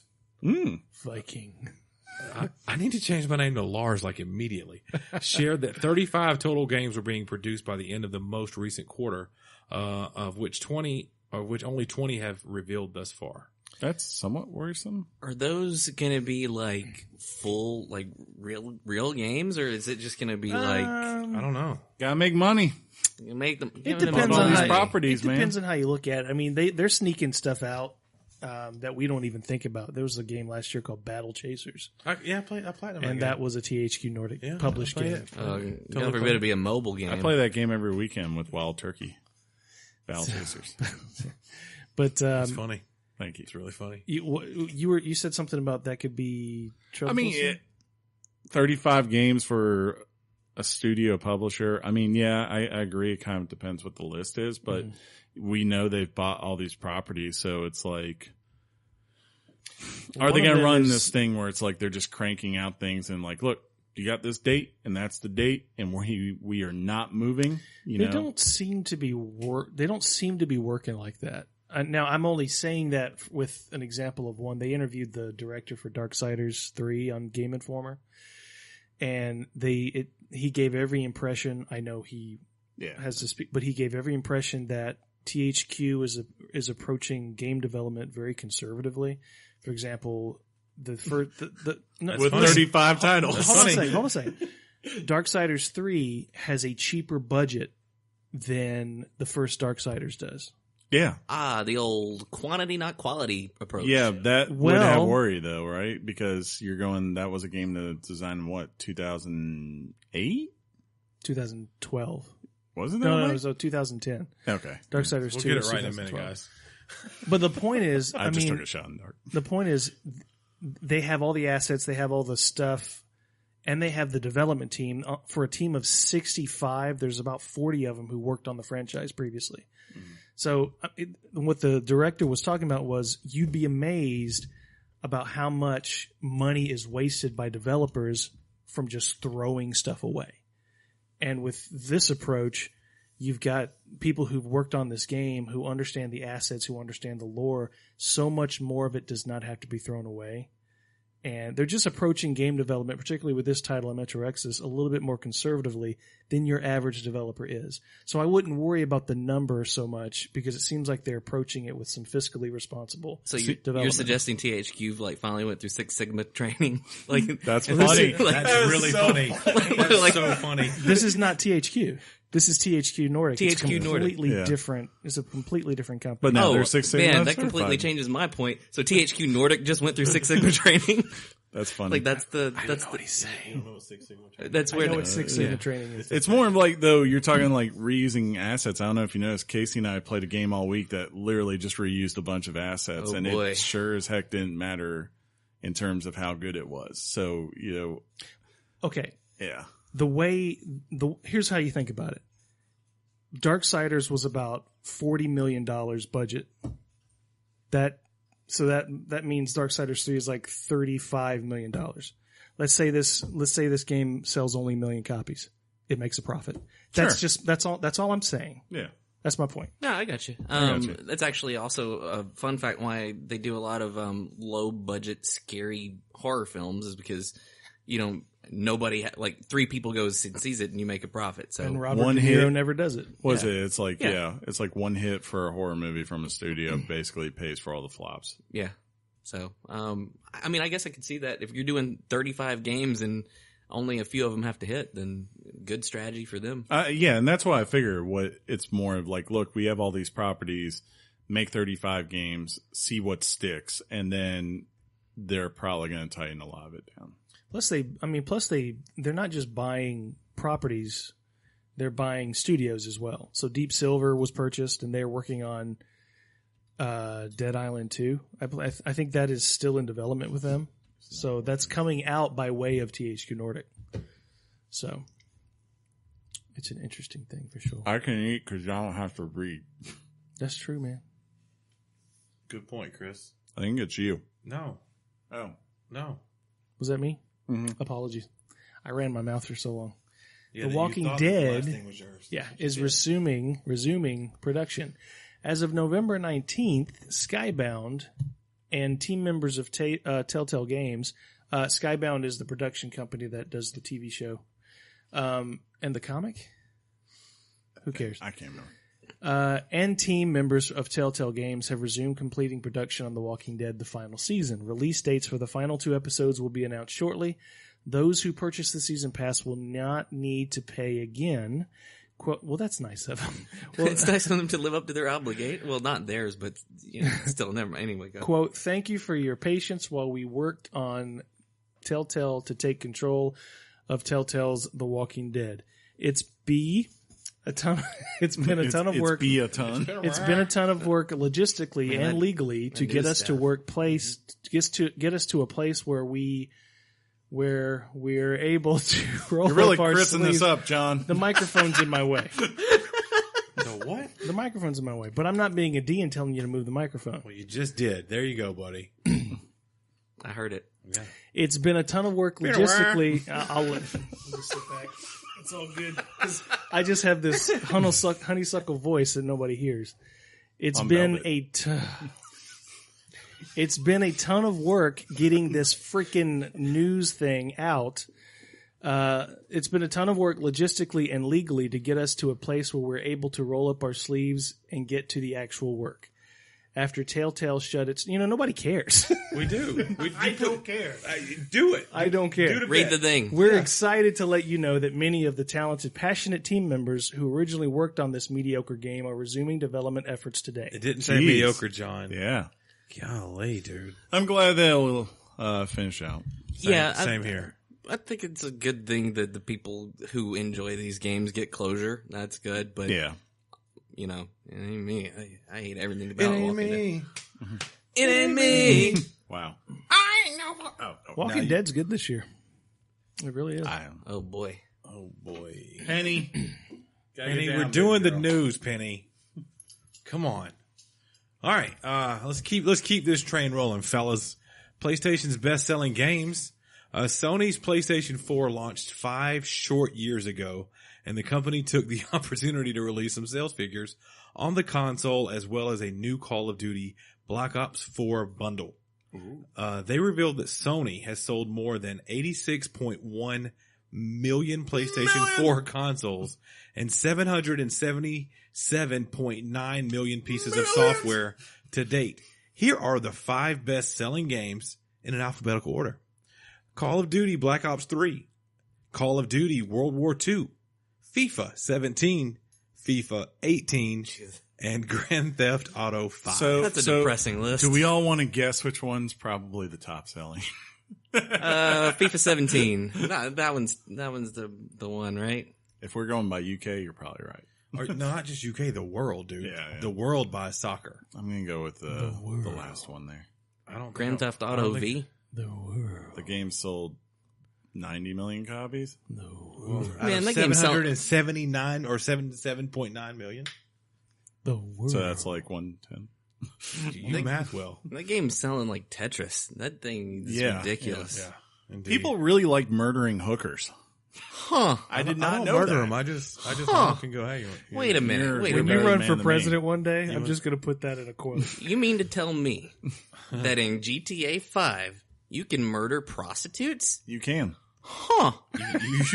They have should- just sold another copy. Well, Hey, in Red Dead, you can take a bubble bath. Boo. Pick that up too. speaking that of game's terrible. Speaking of selling out, Sony will skip E3. Is that me? It's me. Okay. For the first time in 24 years, Sony and PlayStation will not appear at E3 in 2019. As reported by Game Informer, Sony is, quote, exploring new and familiar ways to engage our community in 2019. As the industry evolves, Sony Interactive Entertainment continues to look for inventive opportunities to engage the community. PlayStation fans mean the world to us, and we always want to innovate, think differently, and experiment with new ways to delight gamers. As a result, we have decided not to participate in E3 in 2019. We are exploring new and familiar ways to engage our community in 2019 and can't wait to share our plans with you. End quote. They went on to clarify that they will not be hosting a press conference on or around E3. They're not ready to show off that PS5 yet. Yeah, that sounds like the only thing that's going to be out before E3 that we know of is Days Gone, unless it gets delayed again. I don't think that's going to happen, though.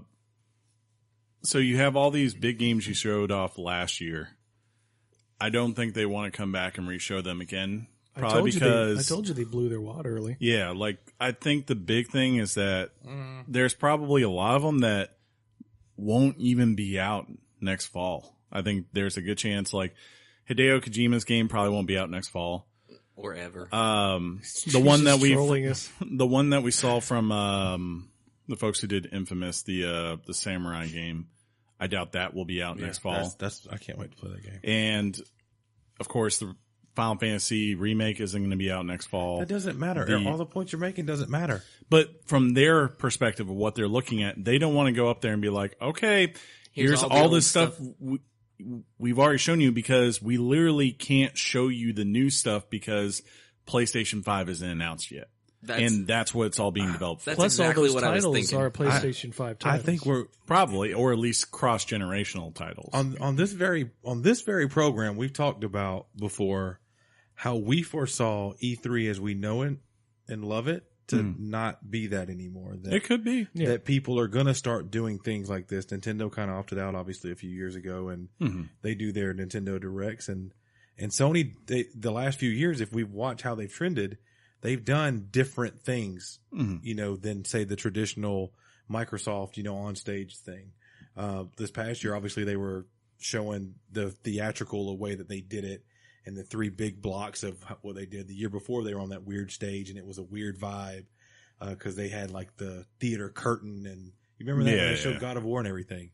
So this didn't surprise me when they said they were going to skip it, because obviously, and I say this a lot about these kind of companies, they know and they have a vision of where they want to go. And for whatever reason, they're like, we don't need E3. I don't think they're going to come back after this year. That's possible. I think this is possibly the beginning of these big 3 kind of doing their own thing. And maybe Microsoft stays and forever. I don't know. But that's kind of my mindset on it. Just like Nintendo opted out, but Sony is completely checked out. Yeah. I mean, Nintendo still has a booth at E3. They still do a Nintendo Direct. There's absolutely no engagement from Sony for 2019. Yeah. And I don't know what I haven't heard much chatter about or reaction. It's a fascinating difference that 5 years makes when Nintendo is getting ripped a new one for just saying they're going to do a Nintendo Direct as opposed to a press conference. They're still there. They still have a presence. Sony does this.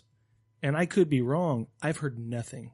No whining, no complaining, no criticism at all. And it's to your point, as many of us have said over the past 5 years, E3, as sad as I think it is, because I love it, it's my Christmas every year, it's on its way out because should have never YouTube, got rid of the booth babes. Internet, the booth babes. The internet is doing,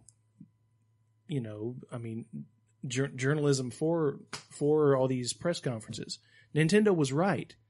They still get reported on from anywhere, from any publication, regardless of how they do it, regardless of how whether it's a press conference or not. So, I mean, Sony doing this, I think, has a lot to do with what they showed last year and what they're not ready to show now. Maybe a combination. But at the same time, the quote is there. They're looking for new ways to bring their stuff to the audience. If you think about, how we talked about BlizzCon? What if they're trying to do a thing that's like, it was bad this year, but their fans, they have that huge fan base that love Blizzard. Yeah. And they have a huge thing, and a huge part of the audience too is the online viewers who purchase the virtual ticket to be in there. I could see them doing their own little shtick around a certain time and creating their whole new like Sony PlayStation Day. I know they have. Well, they canceled PSX this year. And that may be because they're tying something together that's... imagine generating revenue, getting paid for you advertising. Right. That's a brilliant way to do it. They're all going towards that. They absolutely should do that. Here, pay me money so I can show you my ad. Is brilliant. I don't think they'll do that. But you bundle it in a way where you feel like as a consumer, I can't believe I get to watch this kind of thing. Sure. Yeah, I kind of look at this, and I still say the number one driving force is obviously PlayStation 5 isn't ready to show to the public. And they are going to be very particular because, to their credit, the thing that probably more than anything else, I think, was the start and catalyst for them winning this generation was the announcement of the PlayStation 4. When they came out and they nailed that, and then you coupled it when they went to E3 and then just decimated Microsoft from their conference, a few hours earlier, everyone started thinking, I'm going to switch. Well, that's when the minds were kind of won. So they're kind of looking and saying, we don't really need to announce this right now because we have, they have a console that's got 86 million units out there right now, right? We don't need to go out there and show these games again, and we can't show the new things to them because people might think it's for PlayStation 4 when it's not. So let's just halt and let the money flow in. Yeah. And you know what? As far as this next thing, let Microsoft do what Microsoft's going to do this year, and we'll go from there. And when we're ready to make our hit, we'll make it. There is something to be said about the argument of showing up and just taking it. Sure. Because I don't know, like you said, 86 million units sold. This might not really have a blip as far as damage, but where is Call of Duty going to show its game? Yeah, that's true. Where are all these titles that say, can we use your stage to premiere our game? Granted, they didn't do it last year, but I mean, where is Call of Duty? I mean, Xbox's stage is the only one left to show. But do you know where Call of Duty is going to be bundled this holiday season? With a PlayStation. True. And I wouldn't be surprised. But that deal was locked in probably 6 months ago. I wouldn't be surprised, though, that where you're saying on that is one, kind of what they've been doing the last couple of years. They usually have their own launch event a couple of weeks before E3. So they might just show it there and then at most give Microsoft a sizzle reel. Yeah, perhaps. And then go, okay. And then a couple hours later, by the way, here's the new trailer up on YouTube and all these PlayStation deals coming this fall because, we've got part. But the only thing that got me, you want to go first? No, go ahead. I'll make a quick point and then you can go, all right. The thing that got me was they went on to clarify. Yeah. They're not doing anything around E3. That's where I'm like, they're really separating themselves. Well, to me, I disagree because if they were separating, they would have something. Like, for instance, Microsoft even separated a little bit last year. It was kind of under the radar, but they didn't put, the way that ESA, who is the folks who put this on, right, make the money primarily is boost space on the convention floor, right? Microsoft didn't go there last year. They actually, because they had just gotten that Microsoft Theater across the street from the Staples Center, they converted. That's where they did their conference at, and that's where they did all their hey, come and try out our games for a couple of days type thing. So they weren't even on the convention floor last year. So I could definitely see this situation where, I think they're all eventually going to leave, but I don't know if PlayStation right now is hinting it's next year.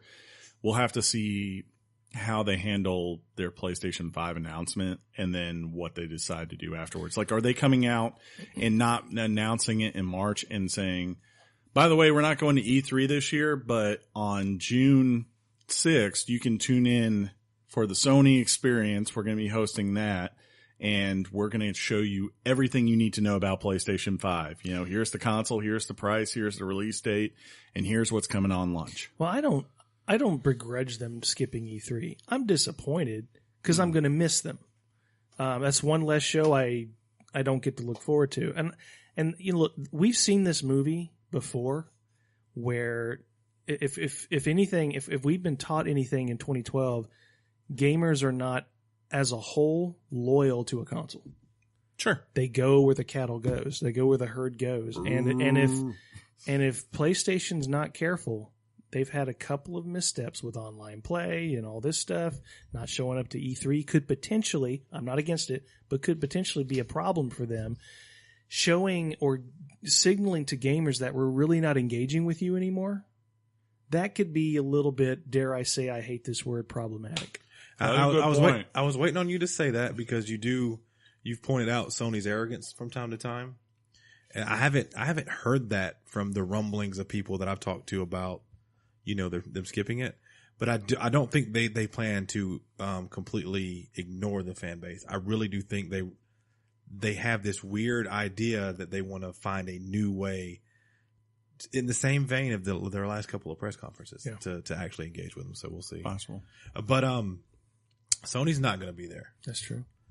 But Xbox will be there, though. What? After the recent announcement from Sony, Xbox in a tweet was quick to say, quote, "We can't wait to see you all at E3 2019.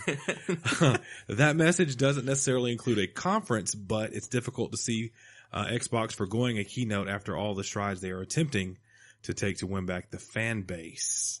This is a gift to Xbox. Oh, it definitely They have is, an amazing opportunity to seal the deal here. And particularly when how many studios is it now? Obsidian they're like up to 9 or 10. I think 22 is the number. Oh, I was thinking about the acquisitions from the past year. And again, if PlayStation's not careful, Xbox is going to have a string of exclusive games launching with their console. It's probably fine. And if they do, and Xbox Games Pass is still, you still get those exclusives, that could be fantastic for Microsoft. As far as that's a good point. Yeah, it's a fantastic point. It's not about the console. I mean, I have Games Pass, and there's a million games on there that are fun. I haven't even games, but also like Ori's coming up.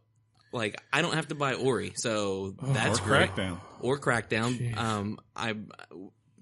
That's cool, but Ori. Sure. Yeah, for sure. But if they do have more exclusive, because that's the biggest complaint that I've personally had, and I think a lot of other people have too, is just, Xbox doesn't have the exclusives. Yeah. I remember one year we were telling people that the console to have for exclusives was the Xbox One. Yeah, early on they came on, they were cranking it out, and then you could tell all of a sudden the well went dry. I don't even remember what the exclusives were. And you have your listeners like sitting there looking at Spider-Man and God of War and like, thanks Weekly Games Chat. Thanks for that. Appreciate it. But I got a billion teraflops and nothing to use. I think it was the year that Tomb Raider came out. There was a bunch of exclusives with that. And the thing was that a lot of them were third-party contracts, or second-party, I guess, in a way. Right. And then, that kind of went to the wayside. But the thing, to your point, it's like when you don't have a ton of first-party studios, there is no quick fix. It's like, they got Obsidian. It's going to take Obsidian probably 4 to 5 years to make a new game for you. Yeah. So you have to kind of buckle up and just go with the program with that and accept there's going to be some growing pains. They're working on Repo too. That's funny. It's a hot IP. They're keeping it. Yeah, they should. It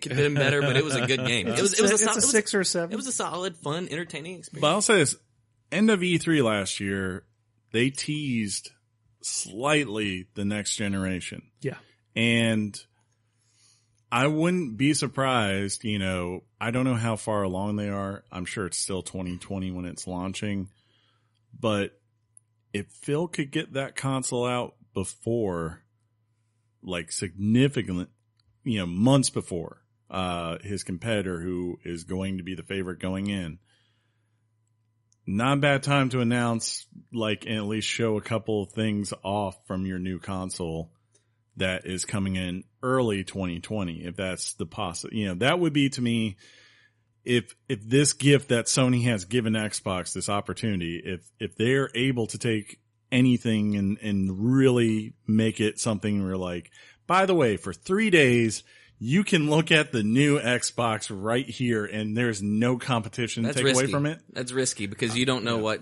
PlayStation's timeline is. Sure. Yeah. For releasing the PS5. And then you also know that since they didn't go to E3, they don't have to wait for E3. They can just, Microsoft said this is going to be out in 2020. Well, let's hold our own little press conference and say that our PS5 is going to be out in 2019. See, that's just a gamble. I guess the big thing that they would say is, do they have a whole week where you can just have that on display and have every journalist that covers games in one area to try it out? Maybe. No, I mean, probably not. But even then, like, the reality of having your system out first is still going to trump that. So, again, like, that would be, I think that would be a very big gamble on Microsoft's part to say, hey, new Xbox at this upcoming E3. Yeah. And you guys may not agree with this, but for me, I feel like Microsoft has kind of an oversaturated market, because I'm just thinking of like this with the console. They had the Xbox One, then the One S, and now the One X. And now people are saying there's possibly 2 consoles coming out in the next thing. And from a PlayStation standpoint, you had the PlayStation 4 and then just the Pro. Mm-hmm. So I think when people hear about more new consoles and more this and that, they're going to be like, really? They That's just fair. Released the S and the X, and that could be a thing. Oh, yeah. As gamers, we're all excited because we know new stuff is good stuff. I'm not sure if this next thing is going to be a big seller. But finally this week. Well, No, it's not finally. Wait. It's not finally. That's kind of like its own thing, though. I'm just putting that to the side. This is the last news blurb. Okay, fair enough. Yeah, so finally this week. Wait. No. Don't move. Sorry, honey. He's so excited about that. I liked it. I took it there. Casey, what would you say if I came to your house and I said, I can't see your disc? Get out. I would be like, well. Who peeks now? Yeah, really. Yeah, I did. Look at me anyway. Oh, Pete Patterson over there. A recent rumor. Someone peeks and you think that of me? No. I'm the one who peeks. Penny, nobody can hear me talk. Yes, we can. Oh, John, were you talking? John, a recent rumor suggests that Microsoft is considering releasing an Xbox One with no disk drive. Speaking of your grievance that they've got too many consoles on the market. Yeah, I did all that on purpose, John. Oh, yeah. Yeah. Love you, John. The rumor suggests that the console can be expected sometime in 2019 and cost $200 or less. 200 bones or less? I'm not surprised at that. And I think it's going to happen. I think it's going to happen for sure. Yeah, because that's what they were really angling towards at the beginning of this generation. And it's like, it's funny. They were right about it. It's like, I do think we're moving to a place where people would rather just own digital games than. See, I heard that this isn't that you own the digital game forever. Well, I mean, if they get the Games Pass now, but if they were to just buy it digitally. It's like, we see a trend where the current gaming community has their consoles and they have actually hard copies of games, but the digital sales are there and they're prominent and people download games. Growing consistently. But if that's not quite catered the same way, it could be a hiccup. I don't know. Anecdotal. Yeah. I haven't bought Dichotomy! I haven't bought a physical game in probably like 5 years. Yeah. That's 6 crazy. years, it's like I said, everyone who I know that is in like a collector or just plays so many titles, right? That you kind of, in a way, you live off of trades because it just cuts out a cost for you to be able to say, hey, every now and then I get a game that I didn't have to pay for because I trade in 3 things I'm no longer playing. Okay. Believe it or not, I think I'm the only. Believe it or not, I think I'm the only one on the show that does that more. I'll do it periodically still. Trading in? Because we cover so many things. But it's dying down. I've made myself do it a lot more. Like I got Starlink for $3. Yeah. It makes sense. But it's helped me with this show. Help me help you, John. But for the people who are out there and like say you're that guy, like the typical, what we used to call the typical Xbox 360 game, and you buy Madden and you buy Call of Duty every year. Those are your 2 games. And maybe every now and then when, a Grand Theft Auto comes out, you buy that too or whatever. You're talking about $120 you spent the whole year. That's not exactly something that's breaking your bank, and and more than likely with those games, you play them so long that the trade-in value is pretty much not by the time you do trade it in. You really simplified the math there, though. You forgot about season passes, sure, and Madden packs and DLC stuff. That's the money out there. But I'm talking about the actual. I'm trading or I'm buying the game, and I plan to play it for a whole year. Because this is what I play. I get what you're saying. It just makes Chris sense. is an analyst. and see what an analyst is. Pivot tables. Oh, like he shoots up people in the Middle East and Six like goes on adventures. Jack Ryan was awesome. Right? You know I row in the morning? Yeah.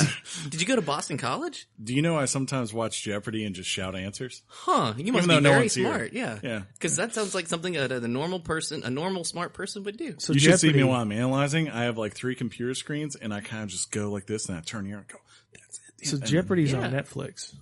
Yeah, I've seen some. I saw yeah. that. Me and Aiden started watching it Friday night. What you ought to do is Aiden, I'm not done. Oh, Casey. Aiden freaked me out. The first answers, the first like 8 answers, He knew. he knew them. Kids are smart. I was freaking out. Then he started to tank. But and I felt better about I thought myself, that- self-esteem wise. I thought How many did it like, you was going to get? be revealed that, Not and then you many. saw that like it had already been played, and like he was just No, he. Is he not that smart? He's pretty smart. Yeah.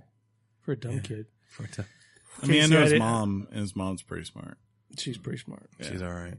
His dad's pretty smart too. She's all right. Oh, he's all right. Not as smart as no, mom. no, He's that's cool. a troll. Yeah, So do we want to? Casey, I'm sorry I yelled at you. Yeah, me too. Well, I mean, apologize. to be fair, I did cut you off in the middle of the whole doesn't point that matter. you're making. Doesn't matter. But I thought that's how we rolled around here. But I guess I was wrong. So in what do you say, Chris? In honor of Thanksgiving week and Black Friday. So yeah. I don't know how we haven't referenced this week. I tell you so you have Wired Up, but also as one to go to. I think Polygon has a good one out today. we're good. Yeah, we're fine. Okay, all right. But yeah, Black Friday, that thing that's dying because people just shop online now, is Friday. So eat your turkey. Listen to Weekly Games Chat today. Eat your turkey Thursday. And go shopping Thursday because that's Black Friday now, Chris. Yeah, Everybody yeah. knows that. But tomorrow they need to go see Creed 2. Penny, stop shaking your tail at my I leg. thought they were all going. I thought they already went last night.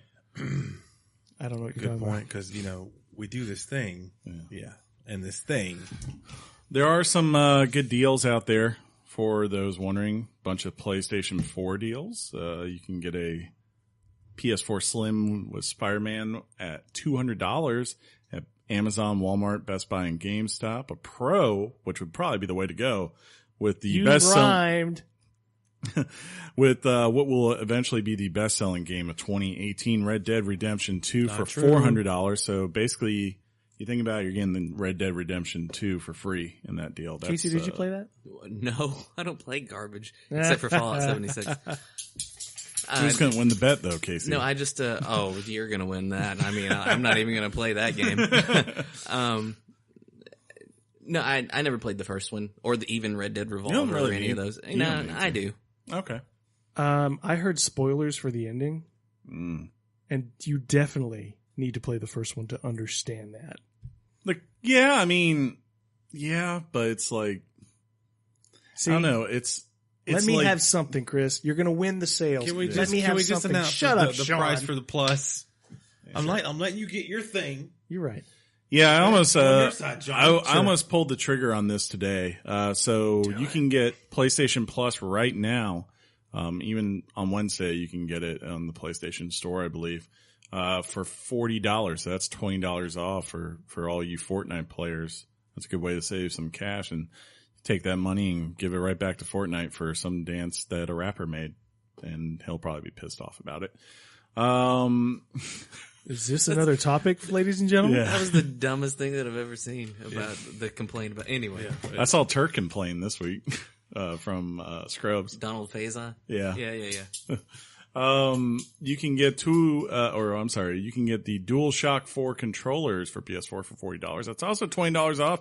And this is, we actually had a friend pull the trigger on this. Two. Yeah. We got a couple of PS4 or PSVR deals. You can get one with 2 games at $200. And I think those games Are Astrobot and Moss. Moss is Yeah. going to be a download. Astrobot's a physical copy. Oh, you can't get a Tetris Effect? No. Not with that bundle. Not with that bundle. You can't Okay. pick your games yet. Just kind of. Oh, it just says 2. Okay, I thought it was Yeah. like any 2 games. I think a la like carte. I want yeah, to say yeah, that's what I was thinking. No. Astrobot is like actually the studio's owned by Sony, which is why they can get away with Bundling it. yeah. Yeah. An Bundle actual it. physical copy. Yeah. And the other one is $250, and that includes the motion controllers as well as 2 games. That was like what? Super Hot and Creed. Yeah, which I can attest playing it. I can't attest for Creed, but I can attest for Super Hot. Super Hot and VR is like Dope. Really, really good. Xbox One deals. These are the only deals you need. Xbox One X you can get for $400 right now at various companies.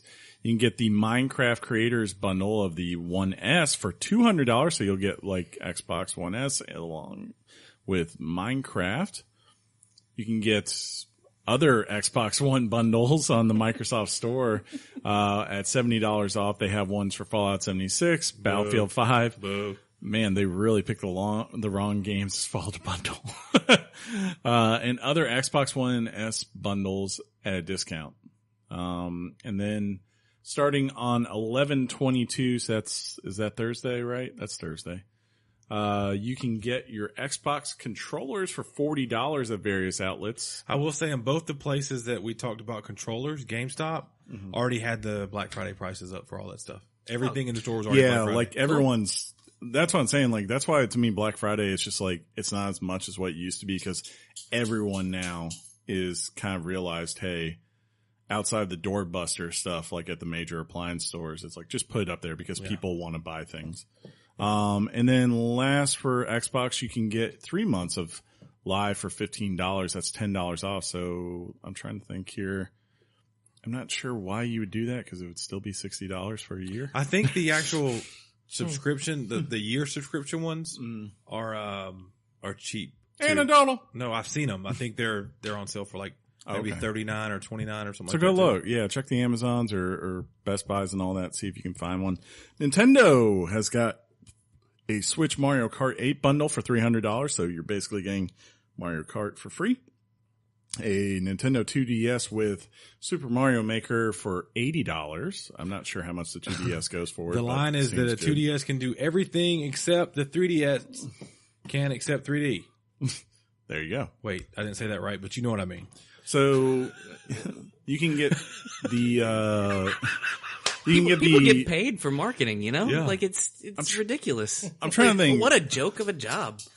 I'm trying to think right now. How many Labo kits are out now? Total, isn't 3? I have no idea. There's like the robot one, the variety one, and I thought they had like another one they released that was like a racing one or something. There's a vehicle kit. There's a robot kit. Yeah. There's a variety kit, and they recommend out of those two, get the vehicle and the variety. Yeah, so you can get 2 Labo kits for $99. They usually cost $70 each. So and that's at Best Buy only.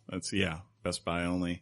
And then for gaming hardware, we got all sorts of headsets out there from Turtle Beach. Looks like they got various ones. Here you go. For those who like Astro, this is kind of their more mainstream one that's not, $300.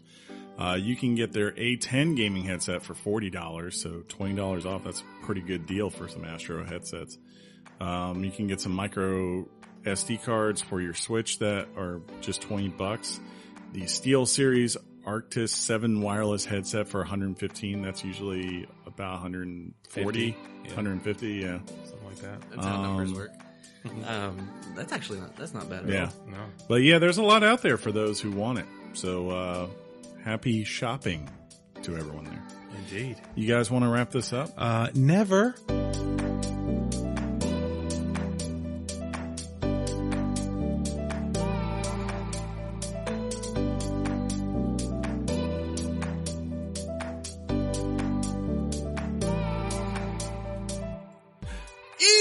Electronic mail from the future. It's funny. John checked out. He didn't say emails. And I'm non-apologetic. I don't think you should be. Casey, I'm going to need it's you the to week of slide back. Slide to the left. You should give them like a mailing address so they could send regular mails in, if they wanted to. And bombs. Yeah. I was about to say, why are you trying to get Trying to get you guys killed? Anthrax. Hey, Sean, what's the title of this first email? Electronic emails from the future. It's from Christian. He wrote it into weeklygameschat@gmail.com. Just like you can. That's weeklygameschat@gmail.com. Christian writes in and says, hey, Sean, Chris, and John. 2 out of 3, right? Yep. I've been catching up on the show recently and just finished listening to the Battles of Azeroth episode. That's a while ago. That's like August. That is and found myself laughing every 5 minutes just because John wasn't there. Sorry, Richard. Wow. What does that mean? I think because you checked out the whole entire conversation. We mentioned you, or maybe that. Either you. Oh no, you weren't there. That's right. We mentioned you a lot, and it was funny. It was a good show. We did. Not to boast on our. He's not saying that he laughed in joy because I wasn't on the show. I don't think so. I think he's meant that he doesn't normally laugh that often, but since you weren't there, it was a lot funnier, and therefore I feel better now. Thanks. It cleared it was because it was Sean and Josh were on there, and we had a good time. Yeah, it's good stuff. And I'm excited to finish catching up on the rest of the episodes I missed over the Thanksgiving break, at least until the Cowboys play against Chris's Redskins. I was really upset to see that gruesome leg injury that Alex Smith took. Prayers are going out to him and his family, and I'm really hoping that this doesn't mean the end of his career and he can come back next season. This is football. Move on. Even though he's from a rival team. Well said. I don't know how to tell you this, but we're drafting Will Greer. You guys light up my day every time I listen to you, Richards. I just wanted to thank you for all the hard work you put into making our lives a little bit better. Game on, your mom's box. Later, guys. P.S. Please tell me if I spelled your names right so I can misspell them next time. Yeah, my name's fine, dude. Don't worry about it. Yeah, you really didn't drop the ball with Sean at all. But in a week of thanks, thank you for listening and being so awesome. We appreciate you. That's funny. But thanks. Yeah, it's the week of thanks, and he was thanking us. This one in the constant saga of John and your nemesis and his nemesis, I don't Rob from VA. No, they're not. And it's funny. Fine, it's funny. He titled the best title fine. ever. He titled it "Weekly Diablo Chat" for you, John. Dear John, John's face is great right now. Man, this is an audio podcast, but John's got the Tony Stark on Titan from Infinity War look. Just like that's a heck of a reference, dude. It's like, coming I like to your Netflix plan, next except month. it sucks. So how about we do this instead? Just oh my God. So just so you know, that's the face that he made, and I don't think he was happy at all. The best part of this email is that Rob didn't even refer to me and Sean. It just says, Dear Dear John. John. That's a good movie with Miley Cyrus. Or no, wait. Channing Tatum, right? Yeah, Isn't he in that one? Who's Miley Cyrus? I don't know. You're dumb. I tend to be long-winded, but I'll address your questions in a succinct Chris? Sucking? Succinct manner. We'll go with that. Suck these, yo. So as to not further derail the fine show, I believe you asked me 2 questions in your reply to my email on last week's show. You did. I remember this. This is why I found hypocritical about your position regarding the backlash for Diablo Immortal. From what I glean, you buy new games at or near full price 2 to 4 times a month, which you play my estimate, a minimum of 10 hours a week of purchase, and spend around 2 hours that week discussing them on the show. Not to mention writing and researching for the news segment and whatever discussions you may have about games that we listeners aren't privy to during the rest of the week. We don't talk about games the rest of the week. You clearly care a good deal about video games and voice your often strong opinions about them and the companies who produce them. I think your passion for games, along with the other hosts, is what makes the show a must listen every week for me. However, your comments regarding the Immortal backlash seem dismissive of what I believe are very real concerns and valid opinions from a group of people who also care a lot about games. I believe the art question was whether I want Immortal to even exist at all. Honestly, I'd rather it didn't unless you tell me that Blizzard would become financially unable to produce PC console games if it doesn't also start producing mobile games. I think one host of the show this week recited the following quote from Blizzard co-founder Alan Adam. Many of us over the last few years have shifted from playing primarily desktop to playing many hours on mobile, and we have many of our best developers now working on new mobile titles across all of our IPs. That's precisely what I do not want to happen. Note that Adam didn't say we've hired new A-list developers fresh out of school from other companies to work on new mobile titles. His statement implies it's not directly stating that Blizzard Chris, has... if you just read the words. You want to try that one again? Just read what he His typed. statement implies, if not directly, states that Blizzard has shifted some of its current resources to mobile games. This has concern for... Jesus. This is a concern for... Just read the word on the screen. I'm going to remember this next week. I do just fine, Chris. No, you don't. John's the one that pulls Chris's, not Sean. That's and true. I just made it. I've seen you both pull Chris a few times. Fair Yeah, enough. yeah. We don't need counterpoints right now, Casey. Guest of the show. He doesn't know that. Where I've were you been- hiding? They don't know. Doesn't matter. They don't know that I've been keeping an analytical chart of all their failures. Do you know to show how them. much we have to catch up on you? We have years to catch up on this. Trust me, you're above the trend line. Good old trend line. This is a concern for me. I'm not sure. I'm sure it's not a zero-sum game, but that quote makes me concerned that more of the B team is assigned to Diablo 4 since some of the A-listers are on Immortal now. I feel I am at least entitled, such a dirty word, I know, to express that concern. To me, that's what a dislike of Immortal accomplishes. I bet albeit, Chris. Albeit, okay, in a very small way. I don't expect YouTuber or YouTube dislikes in and of themselves to change anything, but then again, look what happened with Battlefront 2 Backlash last year. I think you and I both advocate the gamers give feedback in reasonable ways. We just apparently disagree with what constitutes reasonable in this instance. In content, I'm content if we agree to disagree on the subject. So much for, damn it, I forgot how to pronounce that word. Casey, can you help Chris out? Succulent. Yeah. Thank you. Succinct. I hate that word. Best. Oh. Regards. Oh, okay. And game on. Rob from VA. Rob, great email again. All right, we're all gonna go dinner. John, you got this. Emails. He's very well spoken. Yeah, he makes knows his very stuff. good points. I think he said he's a lawyer, so He's legit. yeah. Anything to add, John? Hypocrite implies that I am criticizing something on one hand and giving something a pass on the other. That's where I'm kind of asked. It's not that you are more than welcome to write again, and I'm not sure where you're going with the hypocrite part, unless my co-host can help clarify that. Well, I'm a guest host, but I think his point was his impression of what your comment was that you were dismissive of people who were passionate about it. Probably like the Doritos basement thing, whatever.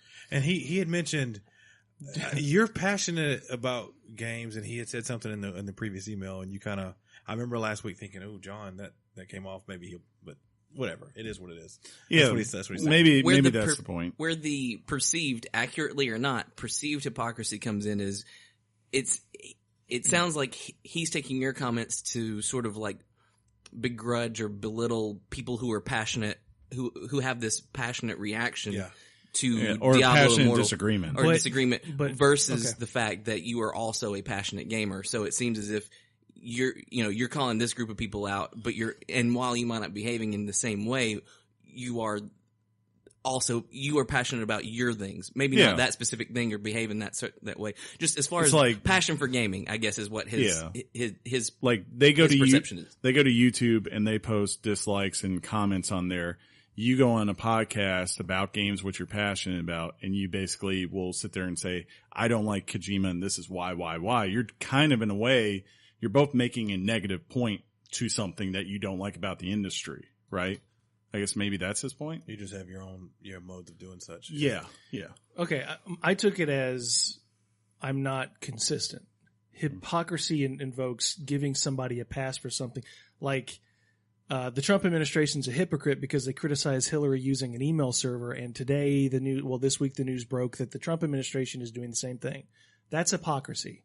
So I'm just trying to figure out where my hypocrisy is. Saying that passion versus passion, I don't know. I'm struggling with hypocrisy. Right. And again, I'm not trying to speak for him, and I'm not trying to speak for you, or I'm not trying to tell you what you are or what you aren't. I just, based on what he wrote, it seemed like that was his impression. Well, I mean, accurate or not, I don't know. But that's just moving on. Aside from that, he was very candid. He basically said, "I don't want this to exist." Yeah. All right. I mean but with all due respect, that denotes this is mine.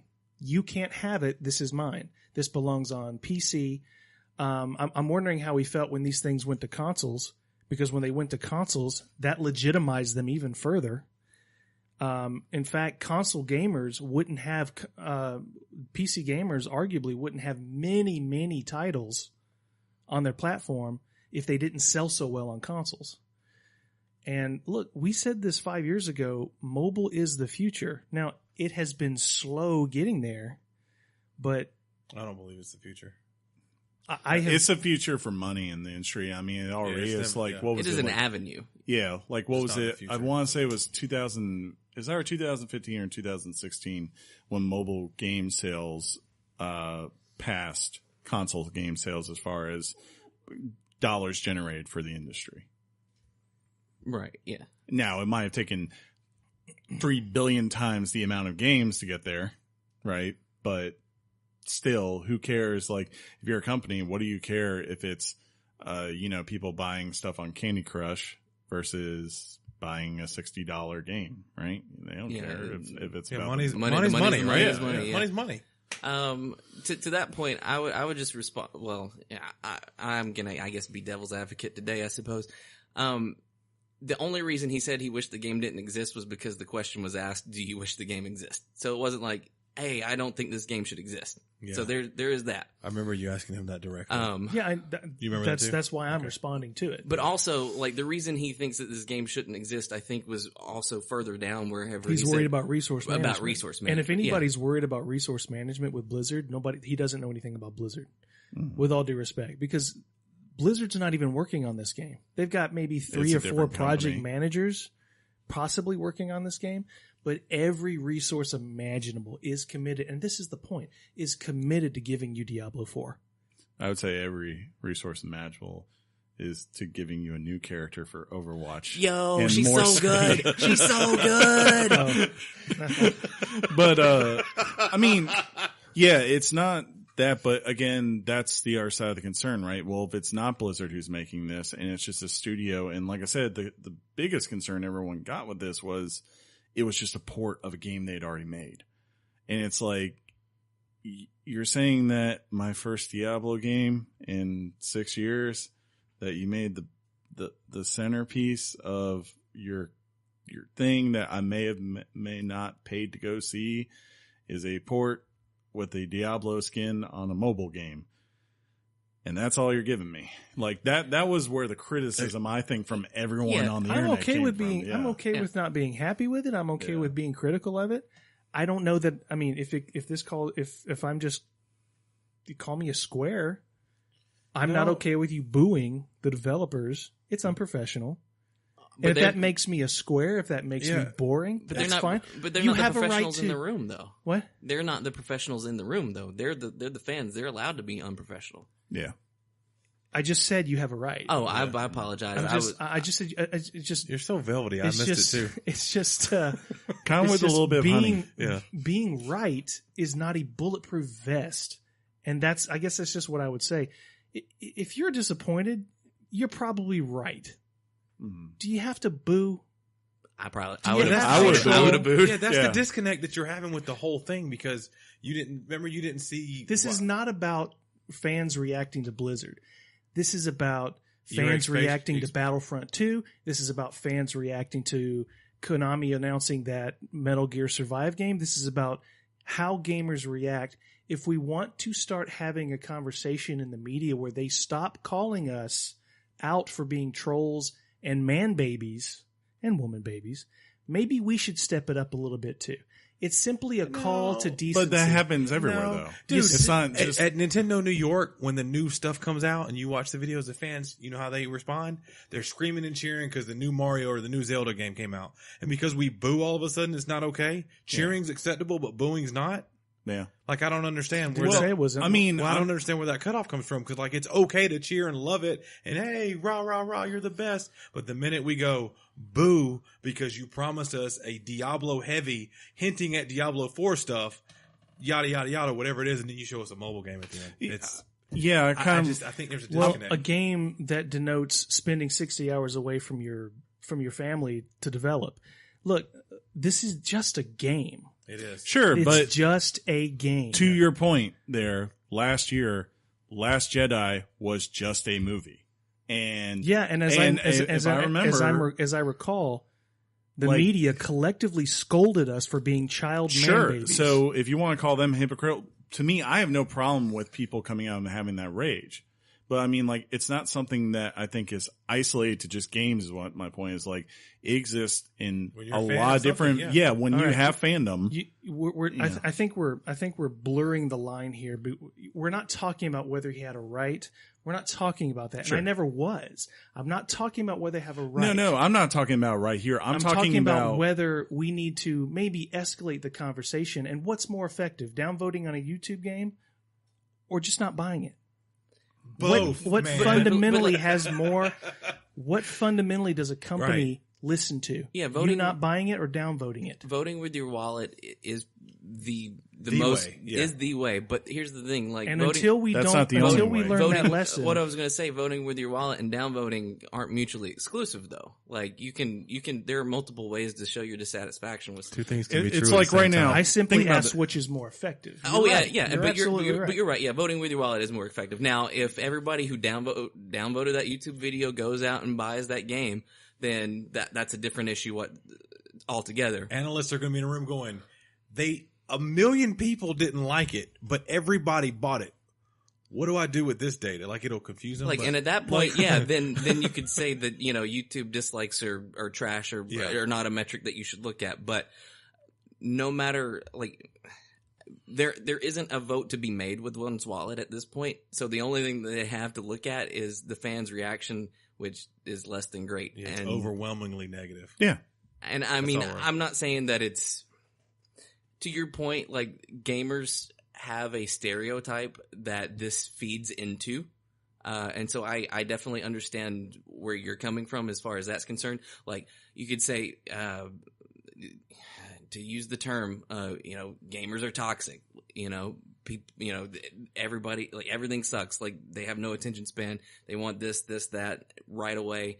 And it's an unpleasable fan base, right? Like, that's, and they're whiny. Like, I get what you're saying. Like, Everybody who knows me thinks I'm a cranky old man. I know that. right. A lot of this perspective probably comes from being a cranky old man. Right. But all that being said, like, and yeah, it's not a good look if you're not in that community. If you're on the outside looking in, it's like, oh man, these people threw a hissy fit because the game that was released, was showed is not the game that they wanted. Well, yeah, that is, those are all interpretively ways to say that, but it's also a matter of, degrees. Like, the people in that room, the people who bought a ticket for BlizzCon to sit in that Diablo showcase weren't casual fans. Sure. Like, and to me, it's That just, must excuse it. I'm sorry. I apologize. I'm not saying that it excuses it, but what I'm saying is it's incredibly tone deaf on Blizzard's part. And it's a bad move by Blizzard to have done that. 100%. Like, no question. What's the venue to show a mobile game? The venue to show a mobile game would be Actually, I think, like I said, Microsoft did it last year, and they did it right. They showed you a brand new Gears War game. They showed you a Gears Pop spinoff, and they showed you a tactical mobile game. I am not convinced that had they not shown Gears of War 5, the official game, I'm not convinced that the fans would have booed and downvoted everything. I think that's an apples and oranges comparison, particularly when we're talking about the biggest PC game among PC gamers. Hey, John, I don't think it's the same thing, that's particularly Warcraft. And particularly if you look at what Gears of War sells compared to Diablo. I just don't think that comparison, with all due respect, I don't think that's the right comparison. They would not have booed, and they would have not gotten Maybe downvoted. not that event because that was a bunch of press, but If that had been, cheer when they like something. yeah, too. but I remember that day when it popped up and that guy came out there because I was watching with you. We were both like, "What?" You know, and that was our first. Fair reaction. enough. But had Todd Howard not shown that blurb of Elder Scrolls, they wouldn't have done anything either because nobody expects it. No, but And they to also expect, got and to expect Diablo 4 this early in the game. I don't know why you'd buy a ticket if you thought Diablo 4 was coming. Because it you doesn't tease make that- sense for it to come out this because year you or to even tease- be announced. I don't think that it teased was multiple projects from Diablo. That's what they did first. I don't think it was the fact that it wasn't, the Diablo 4. I don't think that it was that. I think it was that. I mean, it was part of it, but it was also, you go there, they hype this up, and then they do backtrack that about a week or two going into it. But still, like they hype it up to the point where we have this exciting Diablo news to where what they say what they view as exciting and what the audience hears are two completely different things. And then not only to have it at BlizzCon, not only to have it at BlizzCon, but have it to be at a prime panel slot at BlizzCon means that it's given like the showcase, like this is extra. Have this in the afternoon. Have it at like 2 or 3 in the afternoon. So what should have been the highlight? What should have been Probably literally anything say- else at all. Literally anything else at all. I'm not even trying to make a joke, but absolutely not that. Absolutely anything else. Make it Overwatch's new character. Make it hey, we're just going to do a recap of Battle for Azeroth. Anything but a mobile game. Anything but a mobile game. Like, I'm not even, this isn't a bit, this isn't joking. Like, I'm 100% serious. Literally, dude, anything. And Like, this is if what they we would- call an impasse. If they came through and just don't said, understand that. by the way, here's our first teaser for an expansion that's coming in 18 months for World of Warcraft, they would have done it. But I guess my point I'm to looking this is that when I looked at this, I think this is a common thing of people when you're not involved with a group. You see from the other side out. You look at. Just stop. I make We're not Can I make my point first? talking about what they did, whether it was wrong or not. I'm not talking about that. I'm talking about the I'm not reaction. talking about that. I'm talking about the fact of when you look at groups and you're not part of them, like sports fans, right? Sports fans all day long act like jerks about things that they literally have no control of in their lives. They're entitled to certain things. Like we at Bama, you could make that kind of argument from the outside. Do. You look at things like going on, I mean, just this year with the NFL and Nike and those kinds of things. There were big groups of people who complained about that literally have nothing to do with sports or the NFL. You go into other things like art or whatever, music. I complain all the time. This to me was just another case of a group that was very passionate about something complaining. And I totally understand why they're outraged. Does it mean that they have a right to be? I mean, yeah, I guess you do have a right to be outraged and to voice your opinion. It's more of, should you care what other people think about your outrage or not? Or should you just go ahead and voice it? Regardless? And I think Rob thinks it's weird because you're a host of a video game podcast and you don't see that. I think that's where the disconnect is. And also, Don't see what? Like, you don't see that what happened in all your comments you made on what happened. All I have ever said is I just wish gamers would get over it. It is not the consummation of their lives. But that's you're all saying I've that as said. a Sure gamer, they and are. it's weird. What? To me, if I didn't know you, like a really pithy way of summing up what you're saying to me, like just in my mind would be, oh, here's a guy who's berating people who are passionate about something, reacting in a passionate way. Like to me, it's like, well, what do you think they're going to do? You know, like to me, that's what it sounds like, or what it could sound. Let me rephrase. It's not what it sounds like to me, but it's what it could sound like. Like, oh, these people like this thing and they're passionate about it and had a very emotional reaction to something. How dare they do that? That's kind of what it sounds like. So and I know that's not what you're saying. Yeah, we do too. But that is kind of how it comes across. Maybe. Or maybe I don't see it that way. Maybe I just see you as an old grumpy old man who just Possibly. Get it. You just don't get it. I probably don't get it. But Maybe you know I what? shouldn't be here. No, don't. What are you I'll doing? see you later. John! You know where you could go? You could go to the Ozark. You could go to Netflix and finally watch Ozark. Great. Did you do a segue for emails? Is that really what we do? See what you made them do? God almighty. Hey, It's not a bad It was place to there, go. and I took it. hey, it was weekly Diablo chat, like Literally. old Rob said. I'm about to so, put this into its own episode. but yeah, Ozark is good. Finally, Dope. Golden writes in, and he says, "Hey guys, What's up, Golden? haven't written in haven't written in while due to my busy schedule." That's how it reads. No, it isn't. Haven't written in a while due Oh, to my. okay. If you, Everybody speaking. Yeah. jeez. Anyways, haven't written in a while due to my busy schedule and playing catch up with all the sods. That's short for episodes. Got that one. But I heard you talking about the Ozark, so I had to email in. The show is a faster paced Breaking Bad and has me wanting more. Only 2 seasons so far, 2. Smiley/face. Definitely worth a watch if you haven't started it yet. Fast paced and easy to get into. I look forward to your Fallout 76 review. Well, I know what game you're not getting this fall. And possible Battlefield 5 review before I buy any games this fall. You can go ahead and just buy the games. I haven't played Battlefield 5, but buy that one. That's It funny. is finally officially completely out after like this week-long release schedule thing that they keep it up and game on. Oh, you bet, Golden. Game on to you, sir. Sean. I'm not ready for this at all, but it's fine. I'll do it.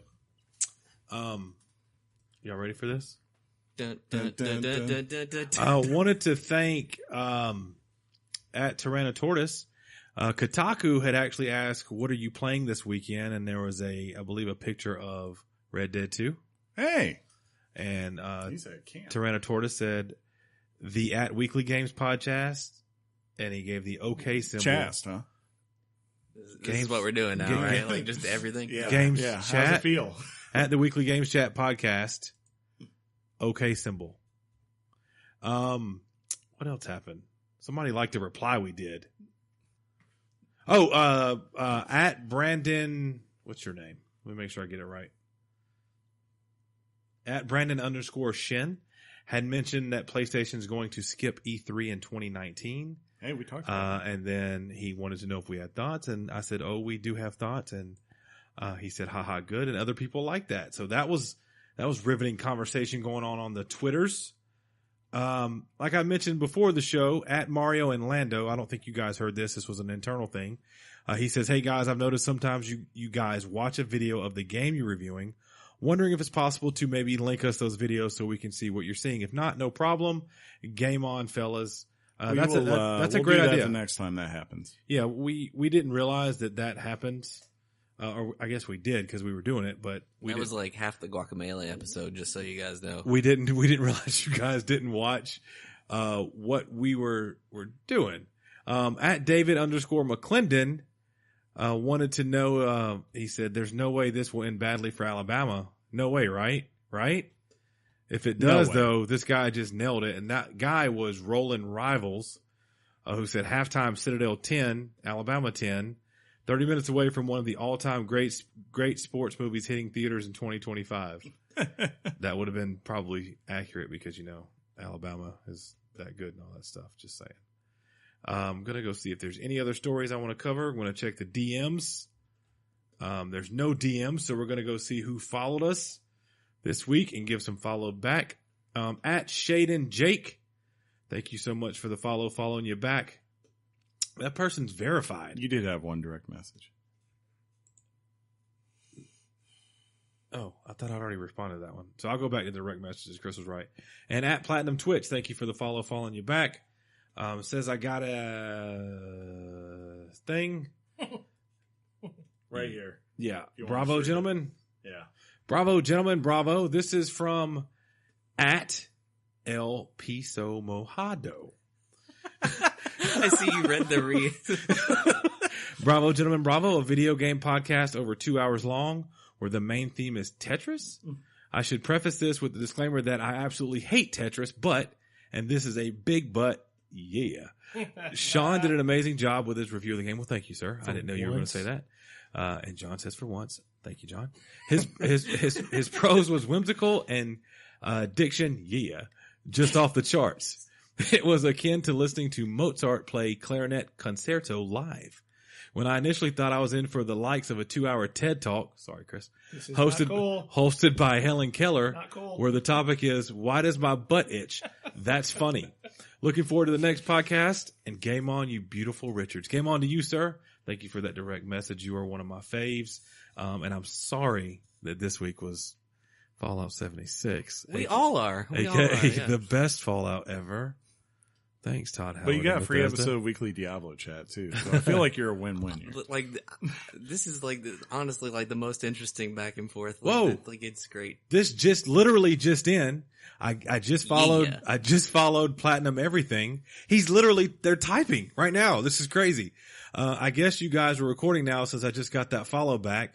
Huge fan of the show and will be emailing in for next week's episode on how much this show has done for me. And then he said guessing with a little thing saying that, he had to fix the word. Brilliant deduction. Yeah. Cause he said, I'm guess. Right. Yeah. But yeah, you were right, Platinum Twitch. We just talked about you and this is going to be cool. And if we could be live, that's how that would happen all the time. Like instant stuff. Ain't that right, John? Yeah. So that's it. Chris, tell them where they can find us one more time, sir. You can find us on iTunes and other podcast services. And you can write us in at weeklygameschat@gmail.com and find us on both Facebook and Twitter, also at Weekly Games Chat. If you like the show, subscribe to us and you'll get a new episode every Wednesday, just like this one, the 180th episode. Oh, you guys are getting on up there. Yeah, we are. Thank you for being here. Hey, you're over 200. Yeah. You can't talk. And you're like 6 of this 180, sir. Yeah.